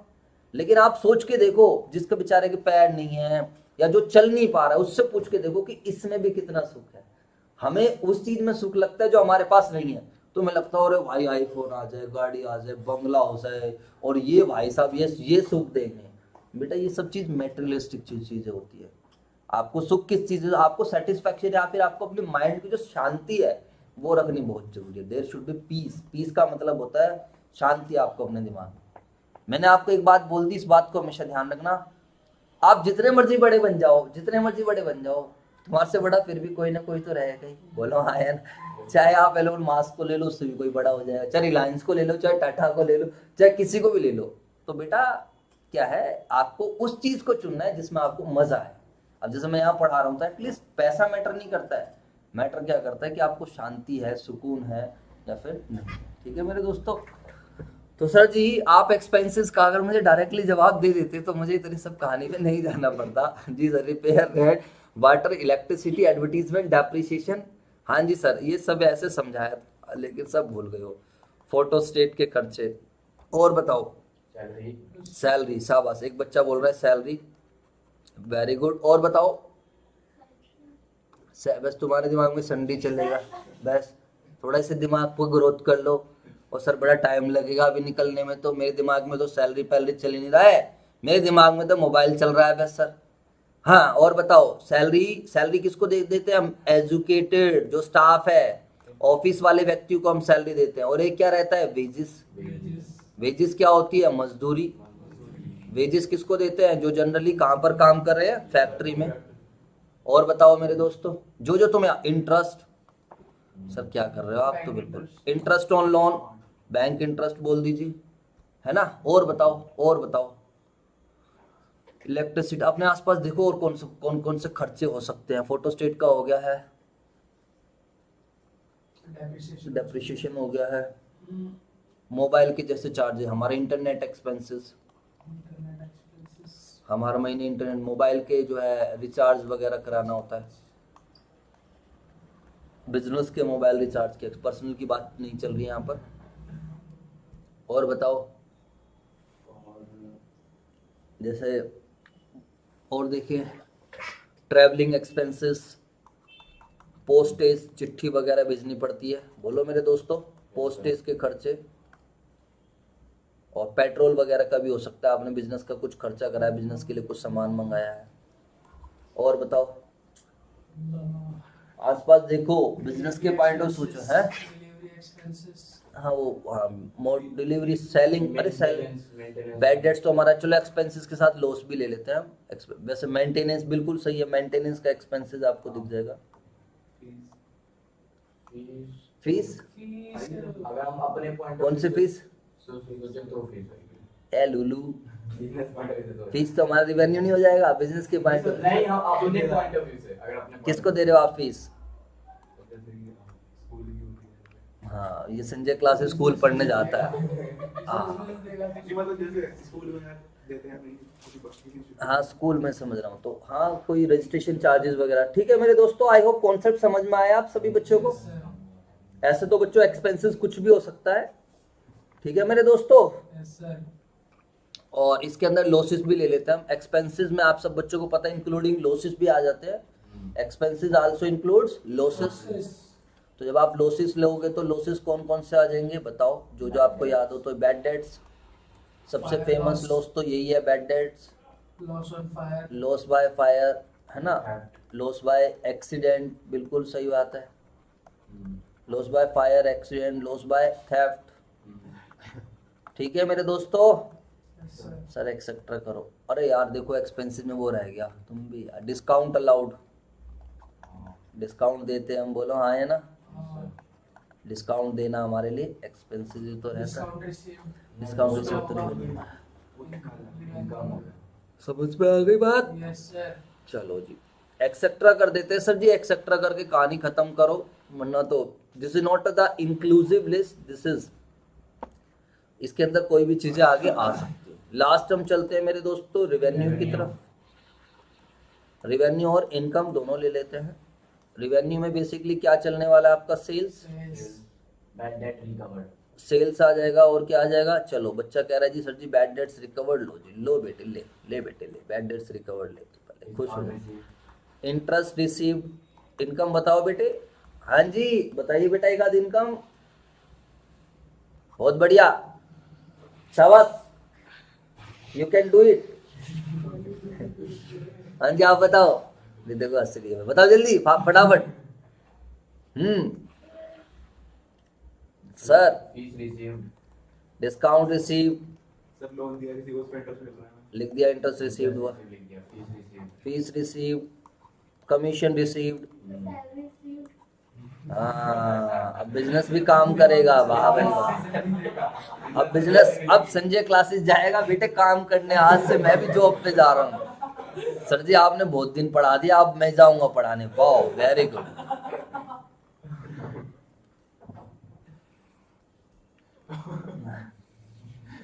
कह रहे सर आप इतनी मेहनत मत किया करो, आप कभी तो रेस्ट लो यार, आज मुझे भेज दो, आज पढ़ा। तो आप कमीशन रिसीव्ड भी मिल सकता है या फिर कमीशन क्रेडिट बैलेंस भी लिख देगा वो। ध्यान रखना ये सब आपको कैसे पता चलेगा ये इनकम है। रिसीव्ड वर्ड लगाए ना लगाए तो भी चलेगा। अगर इंटरेस्ट क्रेडिट भी लिख दिया, इंटरेस्ट लिख दिया और ब्रैकेट में क्या लिख दिया, क्रेडिट बैलेंस, तो आप समझ जाना मेरे दोस्तों। हाँ, कैरेज इनवर्ड एक्सपेंस है, बिल्कुल सही है। फीस नहीं होती है वो, दिस इज नॉट हुआ। कैरेज इनवर्ड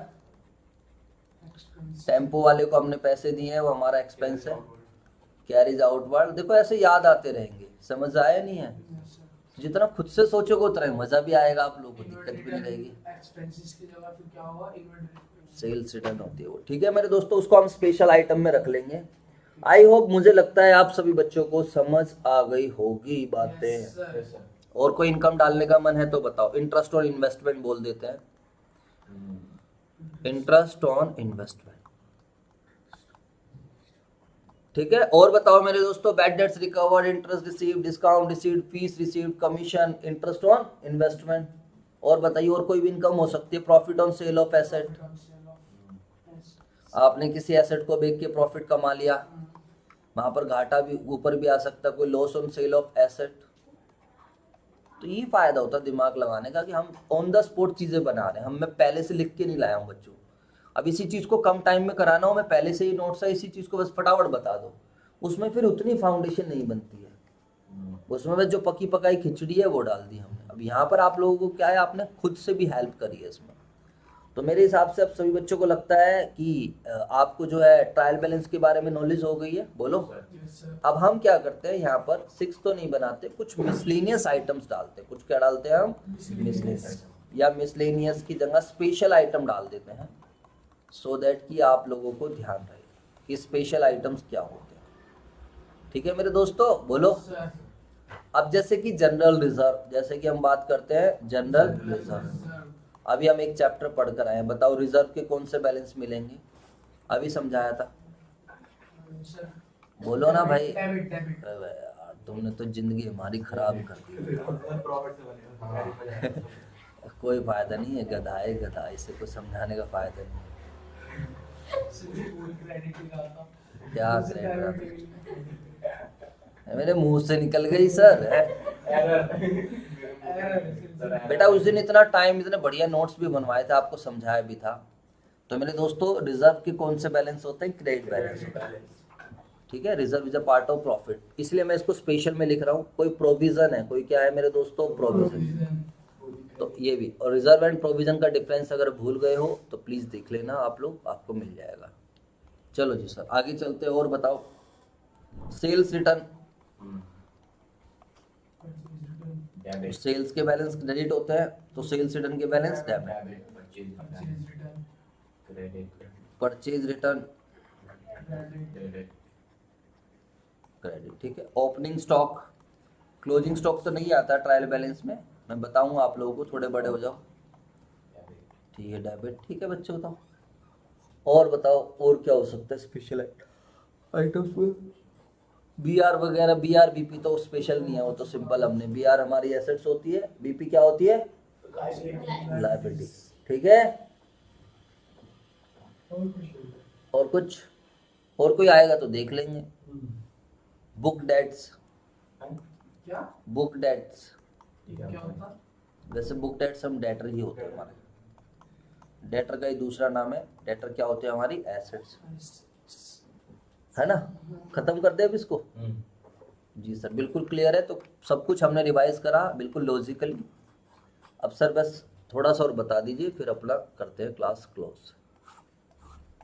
ठीक है मेरे दोस्तों, तो ट्रायल बैलेंस एक समरी शीट है। ऐसा कोई भी नहीं है, जरूरी नहीं है कि आपको एक क्वेश्चन में ऐसे ये वाले सारे आइटम मिल जाएंगे। कोई भी मिल सकते हैं, कुछ नहीं भी मिल सकते। ठीक है, जो मैंने आपके कॉन्सेप्ट बनाए हैं, ये मैंने आपको चीजें समझाई हैं कि ट्रायल बैलेंस में क्या क्या चीजें आ सकती है। इससे कम भी हो सकता है, इससे ज्यादा भी चीजें आ सकती हैं। ठीक है मेरे दोस्तों, अब हम समझेंगे फाइनल अकाउंट। तो फाइनल अकाउंट के अंदर क्या क्या आएगा बताओ। Final account includes trading account. Final accounts क्या इंक्लूड करेगा, ट्रेडिंग अकाउंट, P&L और बैलेंस शीट। ठीक है बच्चों, final account includes trading account, P&L और बैलेंस शीट। ठीक है, अब हमें 1 बाय 1 करके सीखना है, ठीक है बच्चों। बताओ, final account is prepared, final account is prepared by using trial balance, ठीक है, लिख देता हूं मैं। Each item of trial balance, each item of trial balance will be transferred to, या तो वो ट्रेडिंग अकाउंट में जाएगा, हर एक आइटम ट्रायल बैलेंस का कहाँ जाएगा, ट्रेडिंग अकाउंट में, या फिर वो कहाँ जाएगा बताओ बेटा, प्रॉफिट एंड लॉस अकाउंट में। Each item of trial balance will be transfer to trading account, P&L और बैलेंस शीट। बैलेंस शीट तो आप लोगों को पहले ही समझ में आ चुकी है। बैलेंस शीट क्या होती है, एक स्टेटमेंट ऑफ एसेट्स, कैपिटल और लायबिलिटीज। तो ट्रायल बैलेंस की ये 3 तो आपने पहले ही सीख लिए। एसेट्स एसेट साइड में चली जाएगी, लायबिलिटी लायबिलिटी साइड में, कैपिटल कैपिटल साइड में। बस हमें ये सीखना है कि ट्रेडिंग में क्या जाता है, कौन से जाते हैं, और P&L में क्या जाता है। तो फटाफट करा देता हूँ। How the trading account is prepared. तो ट्रेडिंग अकाउंट कैसा रहता है दिखने में, सभी बच्चे प्लीज कंसंट्रेट करेंगे, ज़्यादा देर की क्लास बची नहीं है, मुश्किल से हार्डली 15। आप चाहो तो ट्रेडिंग एंड P&L एक साथ ही बना सकते हो, लेकिन जब क्वेश्चन खाली ट्रेडिंग बोलेगा तो ट्रेडिंग अलग से बनाना, जब क्वेश्चन बोलेगा क्या P&L बनाना है तो P&L क्या करना है, अलग से बनाना है। तो मैं भी आपको अलग अलग समझा रहा हूँ। और जब क्वेश्चन बोलेगा कि पूरा बना के दिखाओ, क्या बोलते हैं, फाइनल अकाउंट, पूरा क्या बनेगा, फाइनल, तो हम ट्रेडिंग और P&L को एक साथ रख लेंगे और बैलेंस शीट को हम एक साथ रख लेंगे। अरे बोलो। तो ये हम साल के एंड में बना रहे हैं, इस बात को ध्यान रखना। क्यों बना रहे हैं, accounting period concept, at the end of the year we have to find out the result. सब आपके क्यों का आंसर मिल चुका है, बोलो हाँ या ना। रिजल्ट नहीं निकालोगे तो क्या फायदा पढ़ाई लिखाई। अब मैं वहां सेल जॉब पे जा रहा हूँ, पैसे नहीं मिले क्या फायदा। आप यहाँ पढ़ने आ रहे हो, आपको कुछ सीखने को ना मिले, क्या फायदा। एट द एंड रिजल्ट ही ना, पेपर कोई नहीं पढ़ेगा अगर पेपर ही ना हो तो फिर। तो रिजल्ट हमें मोटिवेटेड भी रखते हैं। समझ में आया नहीं आया बच्चों का। तो what is trading account, P&L account और बैलेंस शीट, सिंपल सी बात है, यहाँ पर हम डालेंगे। अब ट्रेडिंग अकाउंट क्या होता है, बेसिकली यहाँ पर हम माल बनने से पहले के खर्चे दिखाते हैं। माल बन गया तो एक तरफ इसमें कॉस्ट बुक करेंगे, एक तरफ क्या करेंगे, जो भी हम माल बना रहे हैं या जो भी हम माल सेल कर रहे हैं, जो भी हम गुड सेल कर रहे हैं, उसकी कॉस्टिंग देखनी है। एक्चुअली में जो हम प्रोडक्ट बेच रहे हैं उसमें हमें क्या फायदा हो रहा है, मोटा मोटा क्या फायदा हो रहा है। तो बेसिकली हम लोग जो यहाँ पर डेबिट साइड में कॉस्ट बुक ले करने वाले हैं, क्रेडिट साइड में सेल्स दिखाने वाले हैं। बात आई समझ नहीं है। एक्चुअली सेल्स और कॉस्ट को, जो माल बनने तक की जो कॉस्ट है, उसको हमने क्या करा, ट्रेडिंग अकाउंट के थ्रू शो करा। क्यों, क्योंकि हम चाहते हैं मोटा मोटा प्रॉफिट निकले। अभी हम नेट प्रॉफिट नहीं निकालना चाह रहे, अभी हम नेट प्रॉफिट नहीं, माल बनने के बाद के जो खर्चे है ना, माल बनने के बाद, उसको हम यहाँ नहीं लेकर जाएंगे। यहाँ पर वो खर्चे लेकर जाएंगे जो हमारे किससे कनेक्टेड है बच्चों, बताओ, प्रोडक्ट को बनने से लेकर, which can be charge from the customer, जो हमने कॉस्टिंग में पढ़ा था इकोनॉमिक्स में। डायरेक्ट एक्सपेंसेस क्या थे, डायरेक्ट। 2 तरीके के खर्चे होते हैं जब हम अपने एक्सपेंसेस पर जाते हैं मेरे दोस्तों। तो एक एक्सपेंसेस कौन से रहते हैं आपके, डायरेक्ट एक्सपेंसेस, एक कौन से रहते हैं, डायरेक्ट, और एक कौन से रहते हैं, इनडायरेक्ट। तो व्हाट इज डायरेक्ट एक्सपेंसेस, वो खर्चे which can be charge from the customer, which can be included in the cost of the product. याद करो, which can be included in the cost of the product. बात आ रही है समझ या नहीं आ रही, जिसको हम प्रोडक्ट की कॉस्ट में क्या कर सकते हैं, इंक्लूड कर सकते हैं, और विच कैन बी चार्ज, जिसको हम चार्ज कर सकते हैं फ्रॉम द कस्टमर डायरेक्टली। समझ में आई बात या नहीं, मतलब कस्टमर से हम डायरेक्टली चार्ज करेंगे, सीधी सी बात ये है। और कुछ ऐसे खर्चे हैं जो हम कस्टमर से डायरेक्टली चार्ज नहीं कर सकते हैं, which can not be included, जिसको हम इंक्लूड नहीं कर सकते हैं, which can not be included in cost of product बनाने की या फिर सर्विस की कॉस्ट में, जिसको मैं इंक्लूड नहीं कर सकता। अब मैं आपको पढ़ा रहा हूँ तो आपकी कॉस्टिंग में मेरी लेबर कॉस्टिंग, आपको नोट्स दे रहा हूँ, वो जो मोटे मोटे खर्चे हैं वो लूंगा मैं। अब मैं प्रोडक्ट बना रहा हूँ, तो ये मान लीजिए मेरा मोबाइल बनाने का बिजनेस है, तो मोबाइल बनाने में मोटे मोटे खर्चे, जो गुड्स परचेज करे वो डायरेक्ट है, जिस लेबर ने इसको बनाया है वो डायरेक्ट है, फैक्ट्री का फ्यूल है, फैक्ट्री का रेंट है, बोलो यार। Yes sir. जिस मशीन में हम लोग लगे हुए हैं, जिस मशीन के थ्रू ये बनते हैं, वो फ्यूल खाती है, फ्यूल लेती है। फ्यूल समझते हो, ईंधन। अरे जवाब दो यार। जैसे गाड़ी को क्या चाहिए होता है, पेट्रोल चाहिए होता है।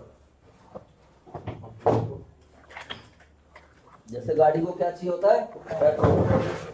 ऐसे ही इसको क्या चाहिए होता है मेरे दोस्तों, मशीन में तेल डलता है। ठीक है मेरे दोस्तों, बोलो जी सर। तो डायरेक्ट एक्सपेंसेस आ गया और indirect expenses which can not be included in the cost of product, which can not be charge, जिसको हम जो डायरेक्टली चार्ज नहीं कर सकते, which can not be charge from customer directly, जिसको हम कस्टमर से डायरेक्टली चार्ज नहीं कर सकते। जैसे एडवर्टीजमेंट है, सेल के खर्चे हैं।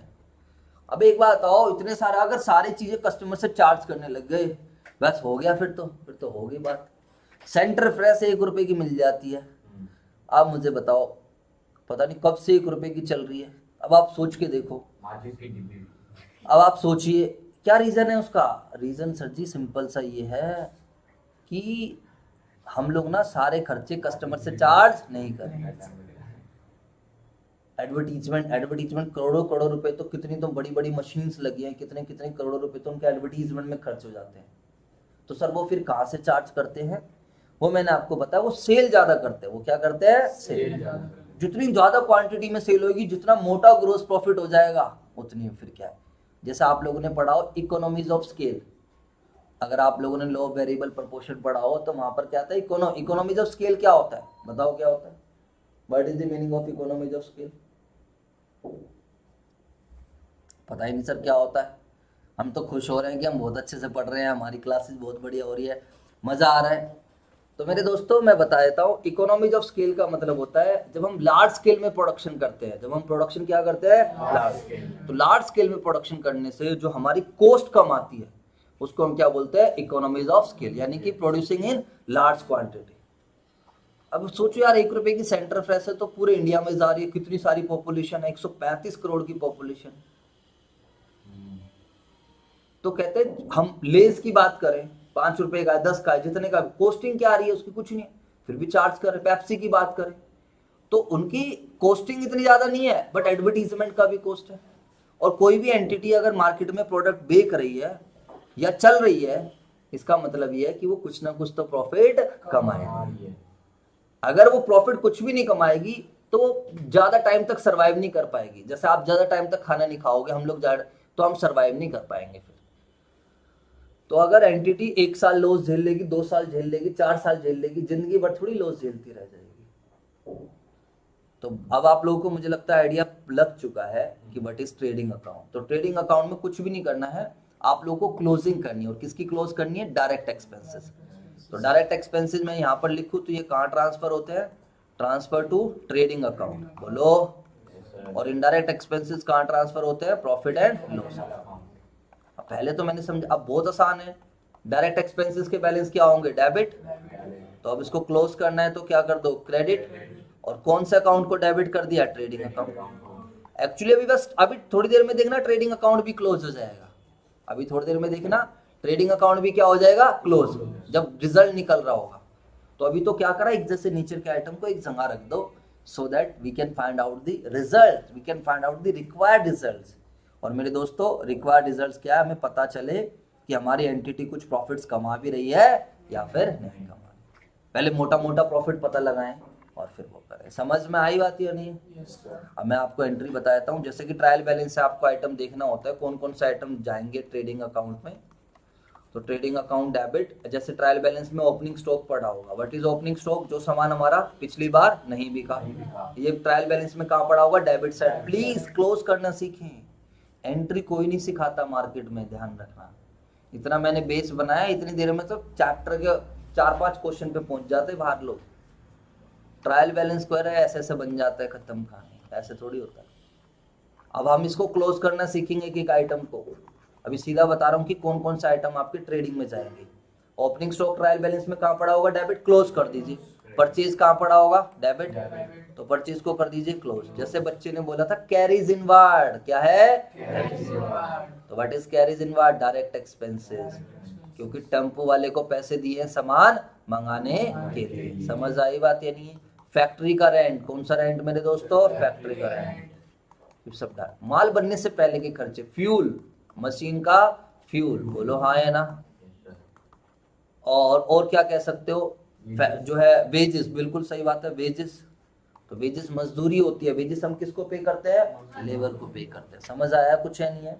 कई बार हम सामान दूसरी जगह से मंगा रहे हैं, दूसरी कंट्री से मंगा रहे हैं, तो वी हैव टू पे इंपोर्ट ड्यूटी। क्या पे कर रहे हैं हम? उसका क्रेडिट नहीं मिल रहा है तो that will also be transfer to the customer, कि भाई हम क्यों पे करेंगे, बोलो हाँ या ना। तो इंपोर्ट ड्यूटी को हम किसके पास भेज देंगे? तो भाई तुम हाँ यही चार्ज कर देते हैं। मैन्युफैक्चरिंग, कुछ भी और कोई एक्सपेंसेस हो रहे होंगे। जवाब दो बच्चों। Yes sir. लॉजिक समझ आया पहले या नहीं आया? जल्दी से बताओ। काफी मजेदार चैप्टर है, बहुत ही बढ़िया चैप्टर है, आपको इसमें आपको अच्छा लगेगा। ऐसा नहीं है कि यार चलो बस टाइम पास कर लेते हैं।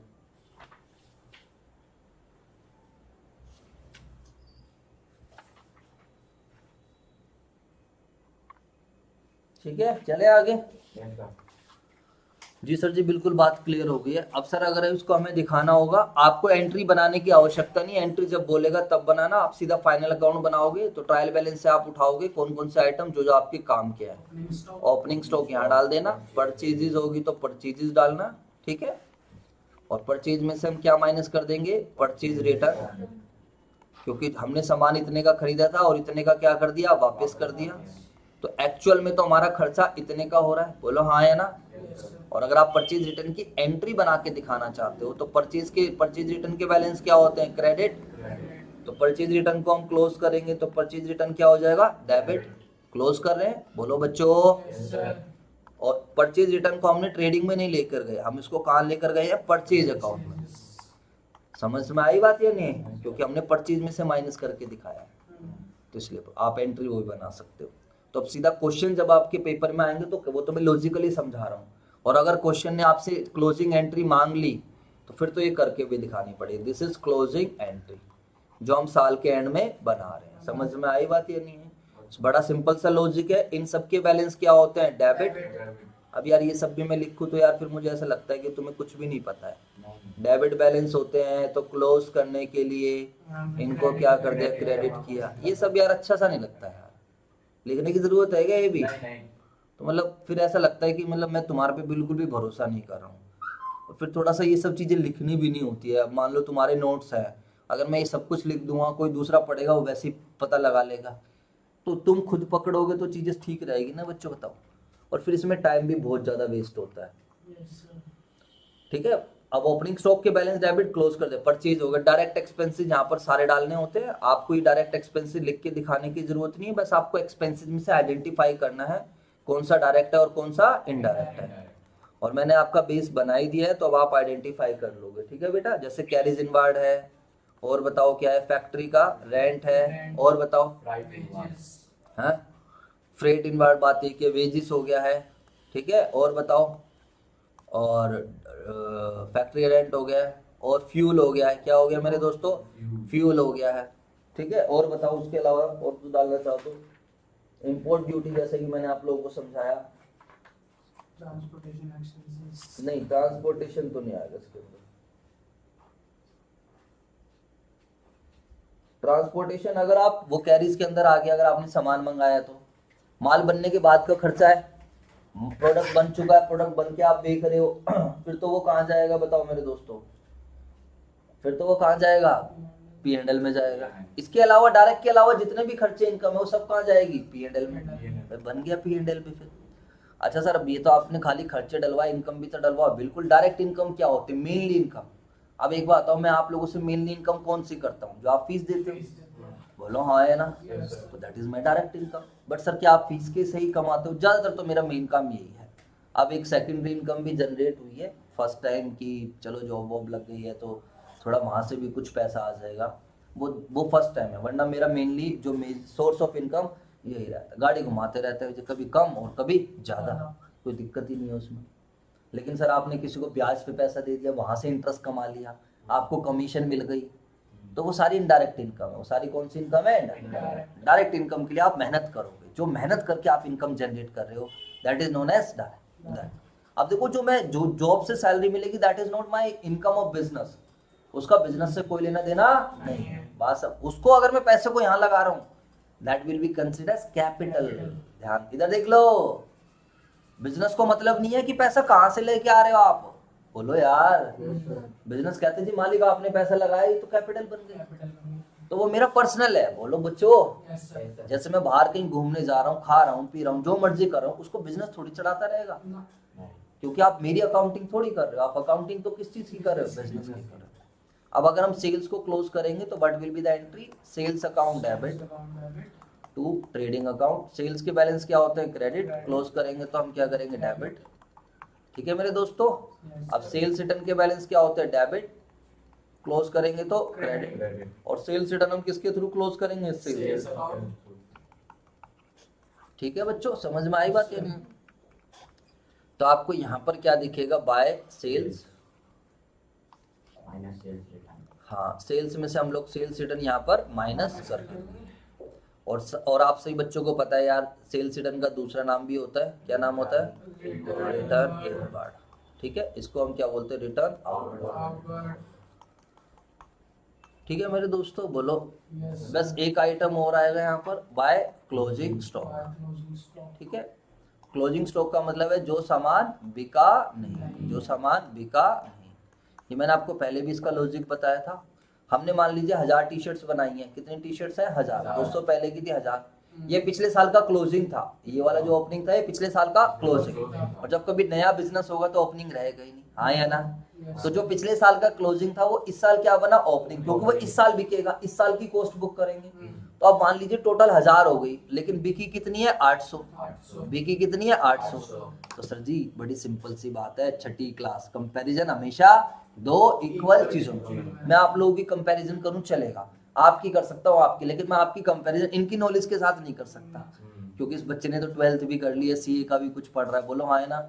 और मैं आपकी कंपैरिजन अपने साथ थोड़ी कर सकता हूँ बच्चों, बताओ। बोलो यार। तो आपने, मैंने यहाँ पर एग्जांपल दे रखा है, इंडिया में 11 खिलाड़ी है, पाकिस्तान में भी 11 खिलाड़ी है। ऐसा देखा है कि पाकिस्तान में 12 नहीं? तो बड़े सिंपल सी बात है, अगर आपने कॉस्टिंग 1000 की लिए, इधर देख लीजिए, अगर कॉस्टिंग कितने की लिए? 1000, तो सेल भी कितने की लो? 1000। फिर तो रिजल्ट सही आएगा। या तो आपका सारा सामान बिक जाए। याद करो, मैंने पूरा लेक्चर दिया था जब जर्नल भी पढ़ाया था। बोलो। और जब मैं ट्रायल बैलेंस भी समझा रहा, मैंने कहा बाद में, बट कोई नहीं, अगली क्लास में दोबारा से भी बता दूंगा। और याद करो, तुम भूल गए हो तो तुम सारे बच्चे गलत कर रहे थे, और 7वीं 8वीं वाले क्लास के बच्चे ने सही पार्लेजी वाला एग्जाम। तो ऐसे देखो, रिकॉल किया करो, बातें नहीं। हमारे साथ क्या हो, जब हम पढ़ते थे ना, तो पता है इतनी तरीके से प्रैक्टिस कर रखी थी। मैथ्स की भी बता रहा हूँ मैं आपको। अच्छा, पेपर में ये क्वेश्चन किताब के इस वाले पेज पे था, यहाँ पे था, यहाँ पे था, इस लेवल से पढ़ाई कर रखी थी। मतलब ये हाल मेरा ट्रिग्नोमेट्री था 10th की। मतलब जब आप पढ़ते हो ना ढंग से, तो आपका माइंड इस तरीके चीजें सेट करता है। आपको पेज नंबर याद रहे या नहीं आए, कोई बात नहीं, पेज नंबर तो खैर क्या नहीं वाला, कौन याद कर, आंसर याद आ जाता है, इसका आंसर ये आने वाला, ये स्टेप है, ये स्टेप है, ये। लेकिन यार वैसा कॉन्फिडेंस ना तभी आता है जब लगन से और आप बहुत बढ़िया तरीके से आप पढ़ाई करते हो। तो बट चलो कोई नहीं, अभी आपकी जर्नी है, होमवर्क जरूर कर लिया करो, बस इतना कर लिया करो कि एटलीस्ट यार होमवर्क रहे। अब देखो यहाँ पर मैंने, इधर देखो प्लीज, लॉजिकली इसको दोबारा बताऊंगा अगली क्लास में। मैंने यहाँ पर 1000 की कॉस्टिंग ले ली, बट मेरा सामान तो बिका कितना? 800। अब यार ऐसा तो नहीं कर सकता, नहीं इस 1000 में जाके तो चेंज नहीं करूंगा, रिजल्ट ही गलत हो जाए, अच्छा ही नहीं लगेगा। अब तुम खुद सोचो, मैंने 1000 की कॉस्ट, एक्चुअल में तो 1000 बने हैं। अरे यार बोलो, अब मैं इसको काट के तो 800 नहीं कर सकता। ये देखो, ये दिख रहा हो आप लोगों को? अरे बोलो।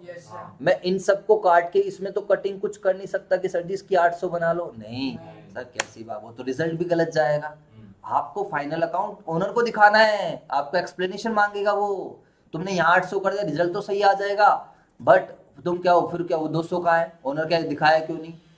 तो बेस्ट तरीका क्या रहता है, 1000 की कॉस्टिंग ले ली, कोई दिक्कत नहीं है, 800 की सेल हो गई, कोई दिक्कत नहीं है। जो 200 नहीं बिके, जो 200 नहीं बिके, वो आज भी कहाँ पड़े हमारे पास, तो उसको क्या करो, कैंसिल करो, वो कॉस्ट को नलीफाई कर दो। जो कॉस्ट तुमने 1000 की बुक कर ली, उस कॉस्ट को कैंसिल करने के लिए हम कहाँ करते हैं, क्रेडिट साइड में। अरे बोलो यार, नहीं आई बात तुम्हारी समझ? एंट्री क्या होगी? अब डेबिट साइड में हमने कॉस्ट टोटल बुक कर ली, ये सामान नहीं बिका, जो सामान नहीं बिका, इसकी अब हमने क्या करा, इधर देखो मैंने आपको ऐसे समझाया था, यहाँ 1000 की कॉस्ट ले लो, यहाँ 800 की सेल ले लो और प्लस 200 की कॉस्ट ले लो, प्लस क्या ले लो 200 की कॉस्ट, और अब लड़ाई कराओ इनकी। जब लड़ाई होगी तो क्या होगा, पहले 200 को पकड़ो, 200 की कॉस्ट क्रेडिट में भी है और 200 की कॉस्ट डेबिट में भी है, तो आपस में कैंसिल हो गया ना तरीका एक तरीके से। तो 800 की कॉस्ट और 800 की सेल, तो दैट्स वाई हम क्लोजिंग स्टॉक को कहाँ डालते हैं, ट्रेडिंग अकाउंट के क्रेडिट साइड। क्यों डालते हैं, to nullify the effect in to nullify the effect in total cost. ठीक है मेरे दोस्तों, बोलो। अब कंपैरिजन बिल्कुल सेम हो गई है, कोई देखिए ये याद रखने के लिए एग्जांपल के लिए 200 टी शर्ट, ये बस याद रखना, माइंड अपने आप रिकॉल कर लेगा। सर ये जरूरी है हर साल क्लोजिंग स्टॉक होगा? नहीं होगा, बिल्कुल कोई जरूरी नहीं है। कौन कह रहा है मेरा सारा सामान बिक गया, नहीं है क्लोजिंग स्टॉक, अच्छी बात है, ऐसा कोई कंपल्सरी नहीं है। और आपको क्लोजिंग स्टॉक की वैल्यू डायरेक्टली देगा, आपको बस डालना होगा यहाँ पर। कई बार नहीं डलता है, वो मैं आपको समझाऊंगा कौन से केसेस में। और फिर भी अगर आपका ज़्यादा मन हो तो जाके अपने ट्रायल बैलेंस वाले नोट्स उठा लेना, उसमें मैंने एडजस्टेड परचेज समझाया था और COGS समझाया था, वहाँ पे जान निकाली थी इनकी। फिर भी मैंने सोचा चल बाद में बताया, बट फिर भी अगली क्लास में दोबारा भी डिस्कस करेंगे। ठीक है मेरे दोस्तों। अब बच्चों वाली चीज़ है, अगर आपकी क्रेडिट साइड बढ़ी है डेबिट साइड से, अगर आपकी क्रेडिट साइड बढ़ी है डेबिट साइड से, तो you will find the result, आपको क्या मिलेगा, ग्रोस प्रॉफिट। अगर आपकी क्रेडिट साइड बढ़ी है डेबिट साइड से, ग्रोस प्रॉफिट। अब आज आपको पता चला कि एक्चुअल में ग्रोस प्रॉफिट क्या होता है, और पहले आज तक इसका क्या नाम था, मोटा मोटा प्रॉफिट। तो वाई दिस इज मोटा मोटा प्रॉफिट, ये मोटा मोटा प्रॉफिट क्यों था, क्योंकि अभी नेट प्रॉफिट निकलेगा, अभी देखना, अभी net profit, this is not exact profit, you can't, क्योंकि इसमें सारे खर्चे तो अभी माइनस ही नहीं हुए। अरे यार बोलो, जो हमारे ऑफिस के कहाँ खर्चे माइनस हुए, फोटो स्टेट का कहाँ माइनस हुआ, एडवर्टीजमेंट कहाँ माइनस हुआ, इंटरेस्ट कहाँ माइनस हुआ, देख लो तुम्हारे सामने, हाँ है ना। तो हम इसको नेट कैसे कह सकते हैं, नेट नहीं है, तो या तो ग्रोस प्रॉफिट निकलेगा या फिर क्या निकलेगा, ग्रोस लॉस। और लॉस कब आएगा, जब डेबिट साइड ज्यादा है। तो डेबिट साइड में कॉस्ट है, क्रेडिट साइड में क्या है, एक तरीके से डायरेक्ट रिवेन्यू है, अरे हाँ है ना। और डेबिट साइड में क्या है, डायरेक्ट कॉस्ट है। तो अगर डेबिट साइड बड़ी हो गई, किससे बड़ी हो गई, क्रेडिट साइड से, तो फिर तो मेरे दोस्तों यहाँ पर क्या आ जाएगा, लॉस। और प्रॉफिट और लॉस ये दोनों के दोनों कहाँ ट्रांसफर होते हैं, इसको भी हम कहाँ ट्रांसफर करेंगे, P&L, बोलो यार। और इसको भी हम कहाँ ट्रांसफर करेंगे, P&L, क्योंकि इसी से तो नेट प्रॉफिट निकलेगा, बोलो। जैसे आपने दूध है, दूध से क्या बनाई, दही, दही बन गई, कोई बात नहीं, दही से आपने बनाया नूनी घी जिसको बोलते हैं, व्हाइट वाला, अरे बोलो यार। तो आप व्हाइट वाले जो घी रहता है, जो हम बड़े सर्दियों में खाते हैं, बड़े मन से मजा आ जाता है ना। सर एक बात बताओ, वो जो व्हाइट वाला, हमारी भाषा में तो सिर्फ नूनी घी बोलते हैं, तुम्हारी भाषा में क्या बोलते हैं उसको, है ना, हाँ। तो अब वो, अब नूनी घी से अब बनेगा प्योर घी, बोलो हाँ है ना, जो बिल्कुल, जो जिसकी लाइफ बढ़ जाती है। अब नूनी घी का क्या है, वो 3-4 दिन 5 दिन मैक्सिमम चलेगा, आप उसे रख दोगे तो उसमें फिर वो खट्टा खट्टा होने लग जाता है, फिर ना उसमें टेस्ट नहीं आता। खाया कभी, नहीं नहीं खाया, पता ही नहीं है। कभी बचपन में ये देखा है कि कभी अगर पता नहीं बचपन में अभी भी तुम लोगों ने देखा हो, तुम्हारा तो बचपन ही चल रहा है, खैर एक बात बताओ, वो जो है दूध से दही बनाते हुए देखा है, दही, दही के बाद जो प्रोसेस लस्सी बनते हुए, वो भी नहीं देखा है, ऐसे वाला मूवीज वगैरह में देखा हो। चलो मैं एक गाना शेयर कर दूंगा, उससे देख लेना फिर आप, ठीक है, ऐसे होगा, बातें नहीं।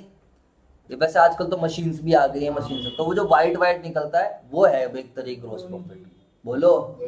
अबे समझाने के लिए है, ठीक है बेटा, हाँ तुम्हें समझ में आ जाए, उसको जबरदस्ती मत कनेक्ट करना, हाँ समझाने के लिए। तुम छोटे बच्चे हो तो तुम्हें ऐसे ऐसे एग्जाम्पल देने पड़ते हैं, क्या करें।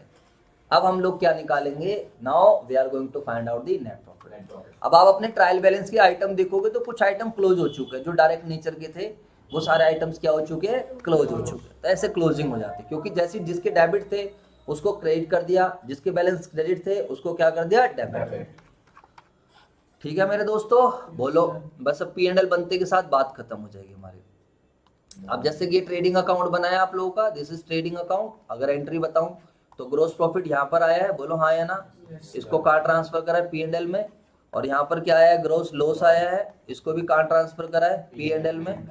तो अब मुझे बताइए आपने क्या एंट्री बनाई है, सीधी। अगर एंट्री बनानी सीखे प्लीज, तो ट्रेडिंग अकाउंट डेबिट है, एंट्री बनानी सीखो ऐसे। ये ट्रांसफर एंट्रीज है।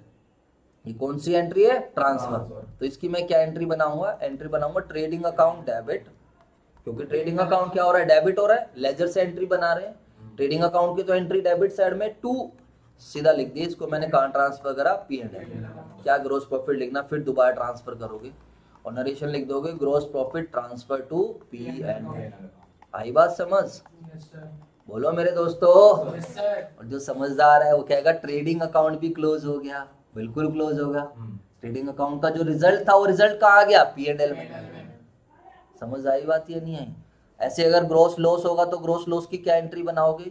ग्रोस लॉस कहाँ पर है बताओ? क्रेडिट साइड में। तो ट्रेडिंग अकाउंट के कहाँ जाएगा? Credit side. आप लॉजिकली समझो कि लॉस से प्रॉफिट कम हो रहा है, तो इसलिए हम P&L को क्या करेंगे? डेबिट कर देंगे। और नरेशन क्या आएगी? Gross loss transfer to P&L account. समझ में आई बात या नहीं? अगर आपको एंट्रीज में थोड़ी बहुत प्रॉब्लम आए तो कोई दिक्कत नहीं है, फर्स्ट डे है, थोड़ा बहुत हो सकता है, अगली क्लास में तो ये एंट्रीज भी बहुत अच्छे से क्लियर हो सके।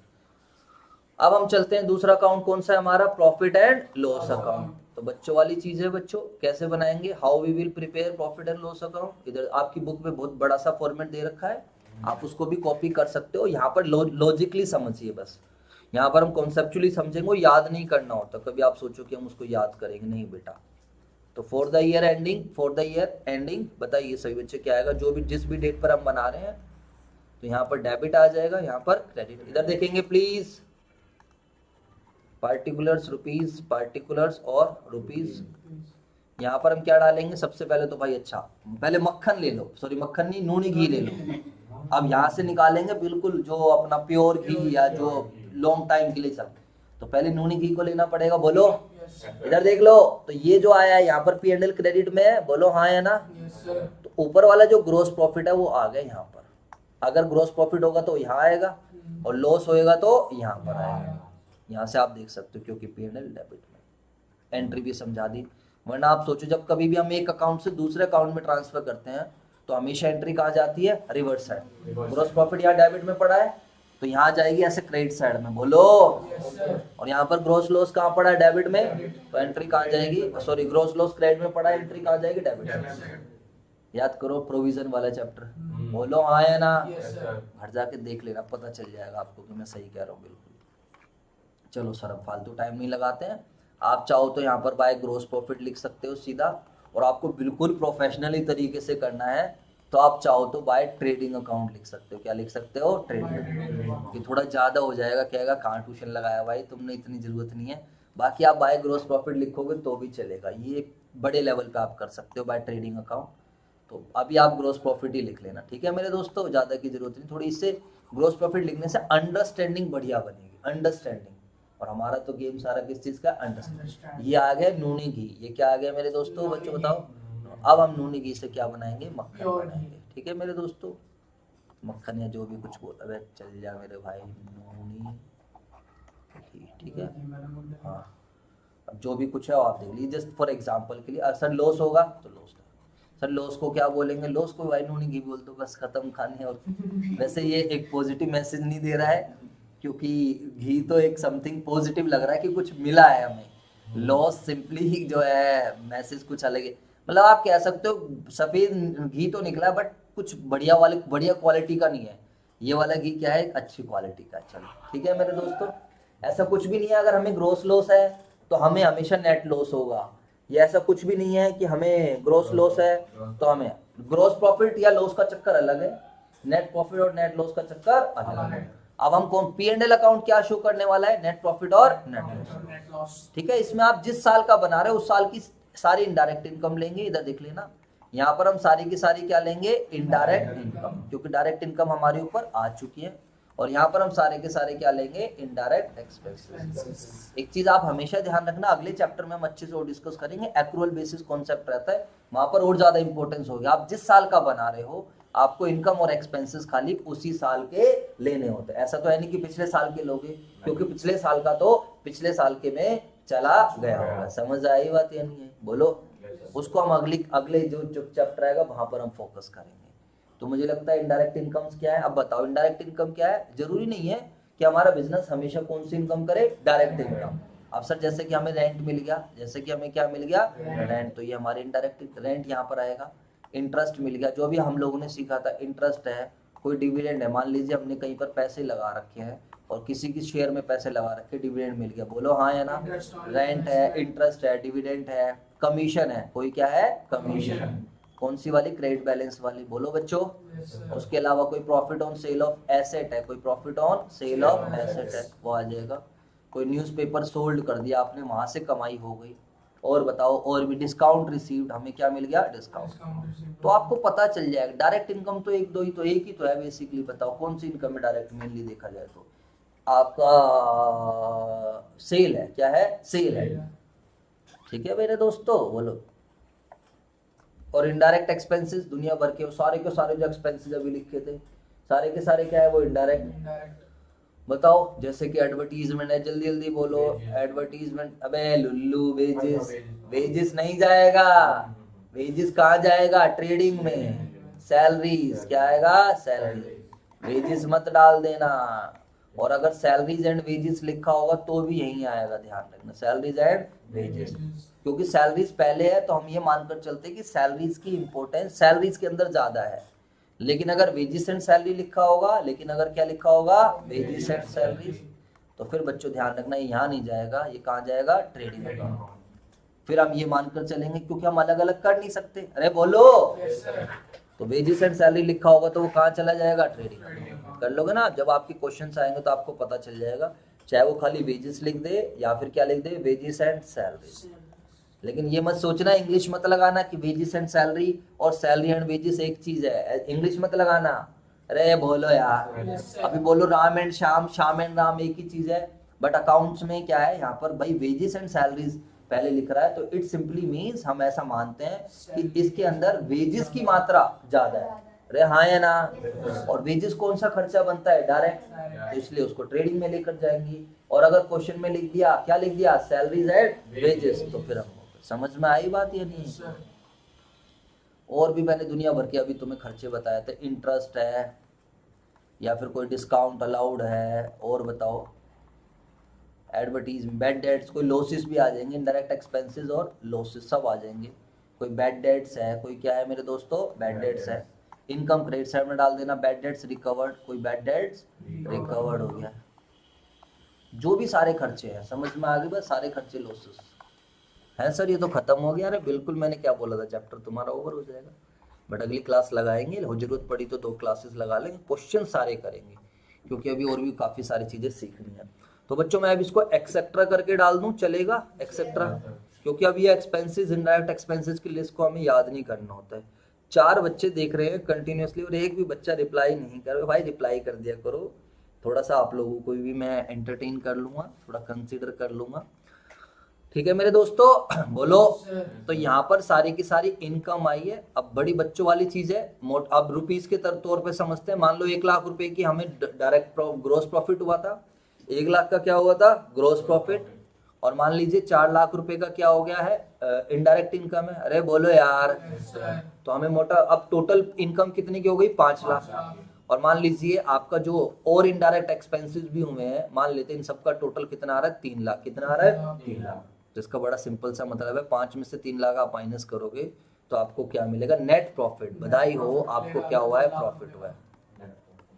कॉन्ग्रेचुलेशंस, आपको क्या हुआ है, प्रॉफिट हुआ है। अगर क्रेडिट साइड बढ़ी है, डेबिट साइड से। समझ में आई बात या नहीं आई। तो ये हमारा पूरे साल का रिजल्ट है कि सर हमने पूरे साल मेहनत करके इतना प्रॉफिट कमाया। ओनर ये जानने में इंटरेस्टेड रहता है। आप भी कल को बिजनेस करोगे तो जानने में कितना रिजल्ट आया भाई, क्या आया। जैसे आपके पेरेंट्स आपके रिजल्ट में इंटरेस्ट रखते हैं।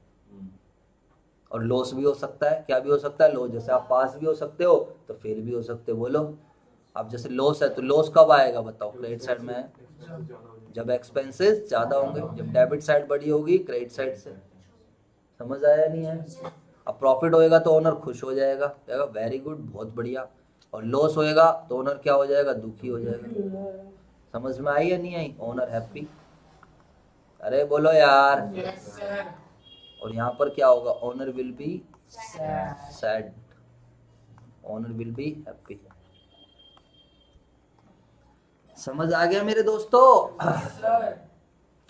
सर जी बिल्कुल क्लियर हो गया, मज़ा आ गया। आप कह रहे हो समझ आएगा, हम कह रहे मज़ा आ गया। इतने आराम आराम से आपने पढ़ाया। एज एट 31 मार्च 2022। सर हम तो ऐसे कुछ कहते ही नहीं, तुम अपनी तरफ से कुछ कुछ बोलते रहते हो। आप कुछ कहते नहीं तभी तो मुझे बोलना पड़ता है। आप लोग तो लाइक कर दिया करो, कमेंट कर दिया करो, बस यही बहुत बड़ी बात है आप लोगों की। Okay sir. आप हमारे से तो इतनी उम्मीद करते हो, ना कोई लाइक करता है ना कोई कमेंट करता है, पता नहीं कैसे बच्चे हैं बताओ। बेटा आपकी जेब से कुछ नहीं जा रहा है, सपोर्ट आपको करना चाहिए, ध्यान रखना। नहीं सर हम नहीं करने वाले, आप भी हमें हमारे लिए कुछ मत किया करो। बहुत बढ़िया, बिल्कुल सही बात है। चलो जी सर। सर हमें ना एक्चुअली कमेंट करना नहीं आता, हम ये सोचते हैं यार क्या लिखें यार, थोड़ा अजीब सा, हम दुनिया के बारे में सोचते हैं। कभी कोई हमारे पे कुछ नहीं होता, जो तुम्हारा मन करे वो लिख दिया करो, लिख दो यार नाइस सर, बेस्ट सर, मजा आ गया, ये सब चीज क्या दिक्कत है उसमें। पता नहीं हर जगह तुम्हें वो हो रहा है, क्या बोलते हैं, शर्माते रहते हो। जब ऑनलाइन सपोर्ट करोगे तभी काम बनेगा बच्चों, तभी रेगुलर लेक्चर्स भी मिल पाएंगे। चलो अब लाइबिलिटीज बच्चों वाली चीजें, सारे के सारे कर्जे को डाल दो, जो जो ट्रायल बैलेंस से उठा लेना। तो जैसे कि क्रेडिटर्स हैं, तो जरूरी नहीं है इसी ऑर्डर में लिखने हैं। बीपी है, लोन है, ट्रायल बैलेंस में आपको आउटस्टैंडिंग एक्सपेंसेस है, बोलो हाँ या ना, यस सर। या फिर कोई इनकम रिसीव्ड इन एडवांस है, ये सब आपके यहाँ पर आ जाएंगे। बैंक ओवरड्राफ्ट है, कुछ भी हो सकता है मैंने कोई यहाँ पर ना लिखा हो। कोई पर्सन है, किसी का जैसे रमेश है, बट रमेश के ब्रैकेट में क्रेडिट लिखा हुआ है। राम है, राम के ब्रैकेट में डेबिट लिखा हुआ है। ठीक है मेरे दोस्तों। उसके अलावा अगर हम बात करते हैं, डेटर्स आ जाएंगे हमारे एसेट साइड में, कैश इन हैंड आ जाएगा, बोलो बच्चों, कैश एट बैंक आ जाएगा।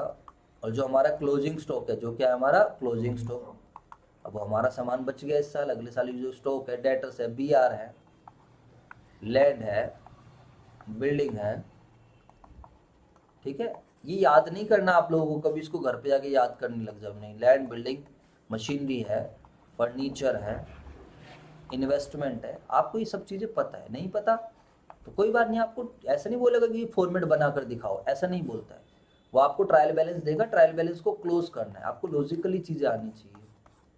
क्लियर होगी सही बच्चों को बातें, बोलो। कोई रिजर्व है, कोई आपका क्या है रिजर्व, तो रिजर्व भी क्या होती है, लायबिलिटी होती है, पता है ना आप सही बच्चों को। हाँ, कोई प्रोविजन पड़ा हुआ है। अब हमारा लास्ट बचता है कैपिटल। क्या बचेगा मेरे दोस्तों, कैपिटल। तो कैपिटल को अब हम क्या करेंगे, सीधी सी बात है, अगर नेट प्रॉफिट होगा तो अभी आपको समझाया, ओनर खुश हो चुका है, हाँ या ना, तो ओनर की है, इसलिए प्रॉफिट ओनर के पास जाना होता है। संजय क्लासेस कुछ खाता पीता नहीं है। और अगर नेट लॉस होगा तो वो क्या होगा, माइनस होगा, क्योंकि ओनर की कैपिटल उससे कम हो जाएगी। और अगर ओनर ने ड्राइंग्स करी, अगर ओनर ने क्या करी है, ड्राइंग्स, तो ड्राइंग से कैपिटल क्या हो जाती है, कम, क्योंकि आप अकाउंटिंग किसके पॉइंट ऑफ व्यू से कर रहे हो, बिजनेस के। और लास्ट में मेरे दोस्तों आपकी बैलेंस शीट क्या होनी चाहिए, टैली होनी चाहिए। बैलेंस शीट टैली होने का मतलब क्लोज नहीं कर रहे हैं, बैलेंस शीट मैच होनी चाहिए। अगर बैलेंस शीट मैच नहीं हो रही है तो इसका मतलब कहीं ना कहीं हम लोगों ने कुछ ना कुछ क्या करी है, गलती करी है। तो मेरे दोस्तों समझ में आई बात या नहीं आई, जल्दी से बताओ। अब जब आप कोई क्वेश्चन, इसके एग्जांपल्स ट्राई कर लेना पहले, फिर क्वेश्चंस ट्राई कर लेना। चलो बता ही दो सर, कौन कौन से एग्जांपल्स, कौन कौन से क्वेश्चंस करने हैं।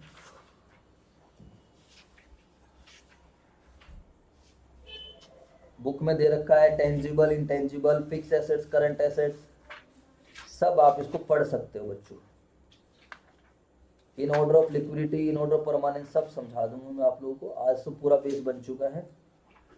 ये वाले क्वेश्चन तो आप लोगों से भी नहीं होंगे जिसमें रिलेशन वगैरह दे रखा होगा।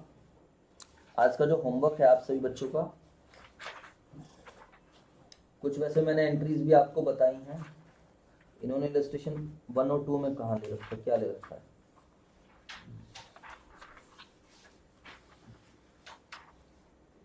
सीधे 3 से स्टार्ट कर रखती है।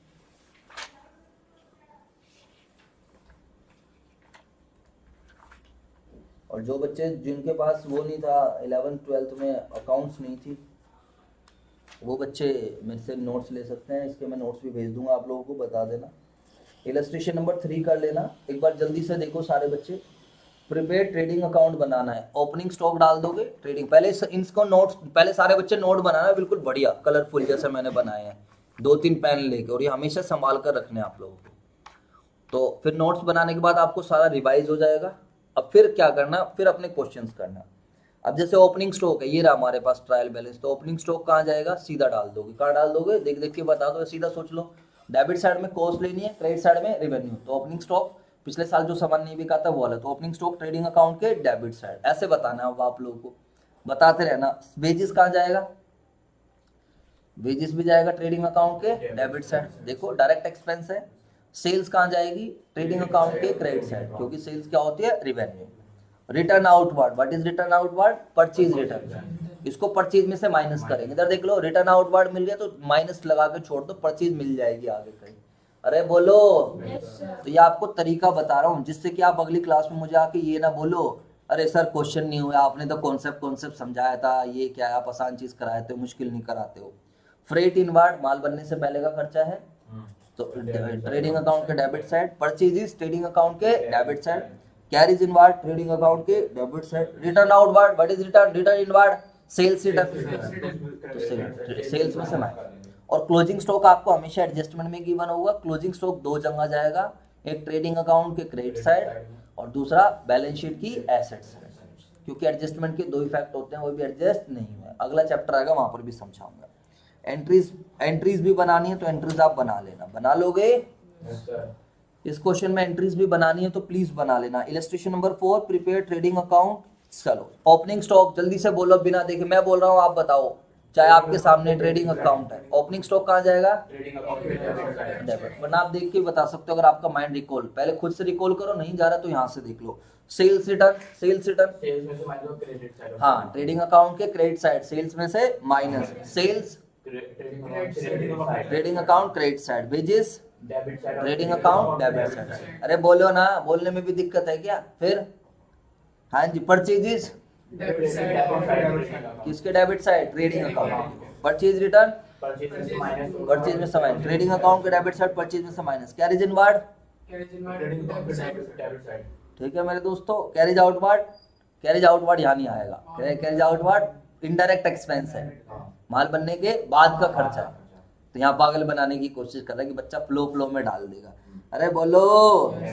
और फ्रेट इनवर्ड आ जाएगा क्लोजिंग स्टॉक, तो मुझे लगता है आप कर लोगे प्लीज, ठीक है। अब आप इलस्ट्रेशन 6 भी हो जाएगी, 7 मत करना, 8 मत करना, 3 4 6 5 5 भी हो जाएगी, 6 तक तो सब हो जाएगी। 7 8 9 ये नहीं करना, 10 11 12 ये मत करना, ये थोड़े अलग टाइप के क्वेश्चन है। 13 14 15 16 ये सब नहीं करने हैं, ये इक्वेशन बेस्ड क्वेश्चन है। अभी अब आज मैंने फाउंडेशन बना दी है, अगली क्लास में जब आपकी और करेंगे तो हम डिस्कस हर एक आइटम्स के बारे में थोड़ा थोड़ा एक्सप्लेन। जैसे इंश्योरेंस का खर्चा हमारा रह गया, P&L में इंश्योरेंस भी आप डाल सकते हो, इसलिए जनरली एक्सपेंसेस। इलस्ट्रेशन 17 कर लेना, इलस्ट्रेशन 17।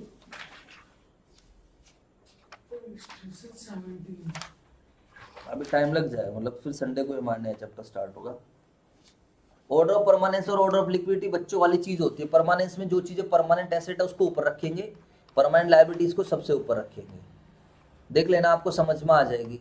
जैसे हमने बैलेंस शीट बनाई है ना, तो जैसे कि जो सबसे बाद में बिकेगी, जैसे लैंड है, बिल्डिंग है, ये सबसे बाद में जाती है इन ऑर्डर ऑफ परमानेंस।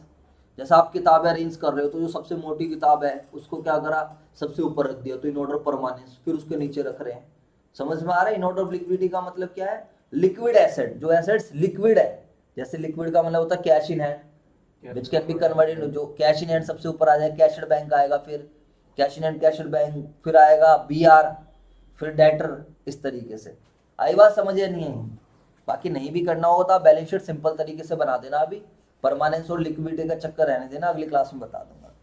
तो इलस्ट्रेशन 20 भी हो जाएगी, 21 भी हो जाएगी, 22 भी हो जाएगी। GST का सेट ऑफ कर लेना। GST का सेट ऑफ अगर भूल गए हो तो शायद यूट्यूब पर वीडियोज अवेलेबल होगी, या मेरे नोट्स देख लेना। GST का सेम कॉन्सेप्ट है, CGST और SGST वाला, हाँ वो जो सेट ऑफ होता है। वो तो आता है। इलस्ट्रेशन 23, ठीक है मेरे दोस्तों, ये हो जाएगा। क्वेश्चन देख लीजिए आप। 3 4 5 6 17 20 21 22 23। क्वेश्चन नंबर 17 20 21 22 23 ग्रुप पे डाल देंगे। लिख लो भाई, अभी डाल दो या साथ के साथ ही। करेगा तो नहीं कोई द्वारा नहीं। क्या क्वेश्चन नंबर 2 3 बातें नहीं। क्वेश्चन नंबर 2 3 5 2 3 5 6 2 3 5 6 8 10 11 12 13 सर जी बहुत है इतना। 15 के आगे 15 में वर्किंग कैपिटल लिखा है, तो वर्किंग कैपिटल के आगे लिख लीजिए current assets minus current liabilities. Working capital का मतलब होता है करंट एसेट्स माइनस करंट। और 16 से लेकर 25 सारा हो जाएगा, 16 से लेकर 25 सर जी चैप्टर ओवर। ये सब करके लाना है अगली क्लास में, जितना ट्राई करो। और अगली क्लास में हम इसके क्वेश्चन प्रैक्टिस करेंगे। सैटरडे को क्लास होगी आपकी सेम टाइमिंग पर। कितने बजे बताओ सारे बच्चे? सैटरडे को तो हमारी वो है, सुबह आना है तो सुबह ले लेते हैं। 3 4 6 नहीं, सैटरडे को तो मेरा एग्जाम होगा, तो शाम को तो सैटरडे को सुबह नहीं लूंगा। फिर सैटरडे 7 तारीख का है ना? पता नहीं। हाँ, सैटरडे को नहीं ले पाऊंगा तुम्हारी क्लास। सैटरडे सुबह नहीं होगी, शाम को होगी। सैटरडे को मेरा एग्जाम है, तो सैटरडे में तुम्हारी क्लास नहीं ले पाऊंगा और शाम को लूंगा। शाम को आ जाना, सुन लो इधर, सैटरडे शाम को आ जाना 7:15 बजे ही। बाहर मत खड़े रहना और एक भी बच्चा। तो फिर मेरे दोस्तों आज के लिए इतना ही। थैंक यू सो मच जुड़ने के लिए। जितने बच्चे ऑनलाइन जुड़े, अगर आपको वीडियो अच्छी लगी तो प्लीज़ लाइक शेयर सब्सक्राइब जरूर करें। और अगर आपको हमारा कंटेंट अच्छा लगता है तो प्लीज़ अप्रिशिएट किया करो। आप लोग हमारे से तो उम्मीद करते हो ये चैप्टर करा दो, ये चैप्टर करा दो, ये बता दो। आप हमारे से तो सोचते हो कि हमारे लिए सर हमेशा अवेलेबल रहें, लेकिन जब आपको अपनी जिम्मेवारी पूरी करने की बात आती है तो आप लोगों से अपनी जिम्मेवारी होती नहीं है। एटलीस्ट आप लोगों को कमेंट करना चाहिए, लाइक, सो दैट हमें इससे एक मोटिवेशन मिलती है। हम आपसे कोई पैसे नहीं मांग रहे कि आप हमें पैसे दो, ये दो। हम कुछ जो आपको कंटेंट फ्री में मिल रहा है, नोट्स मिल रहे हैं, डाउट्स ले जा रहे हैं। बट अगर आप लोगों से कमेंट भी नहीं हो रहा, फिर तो बच्चों मुझे नहीं लगता कि आप लोगों को फ्री में कंटेंट मिलना चाहिए। ठीक है ना बच्चों? तो आज के लिए फिर इतना ही। Thank you so much, bye bye. Class को भी पढ़ाते हो? बैठो सर, बैठो, आ रहा हूँ मैं। सैटरडे कंप्लीट हो जाएगा चैप्टर। हाँ, क्वेश्चंस प्रैक्टिस करेंगे। संडे को नया चैप्टर स्टार्ट करेंगे आराम से, हमें कोई जल्दी नहीं है।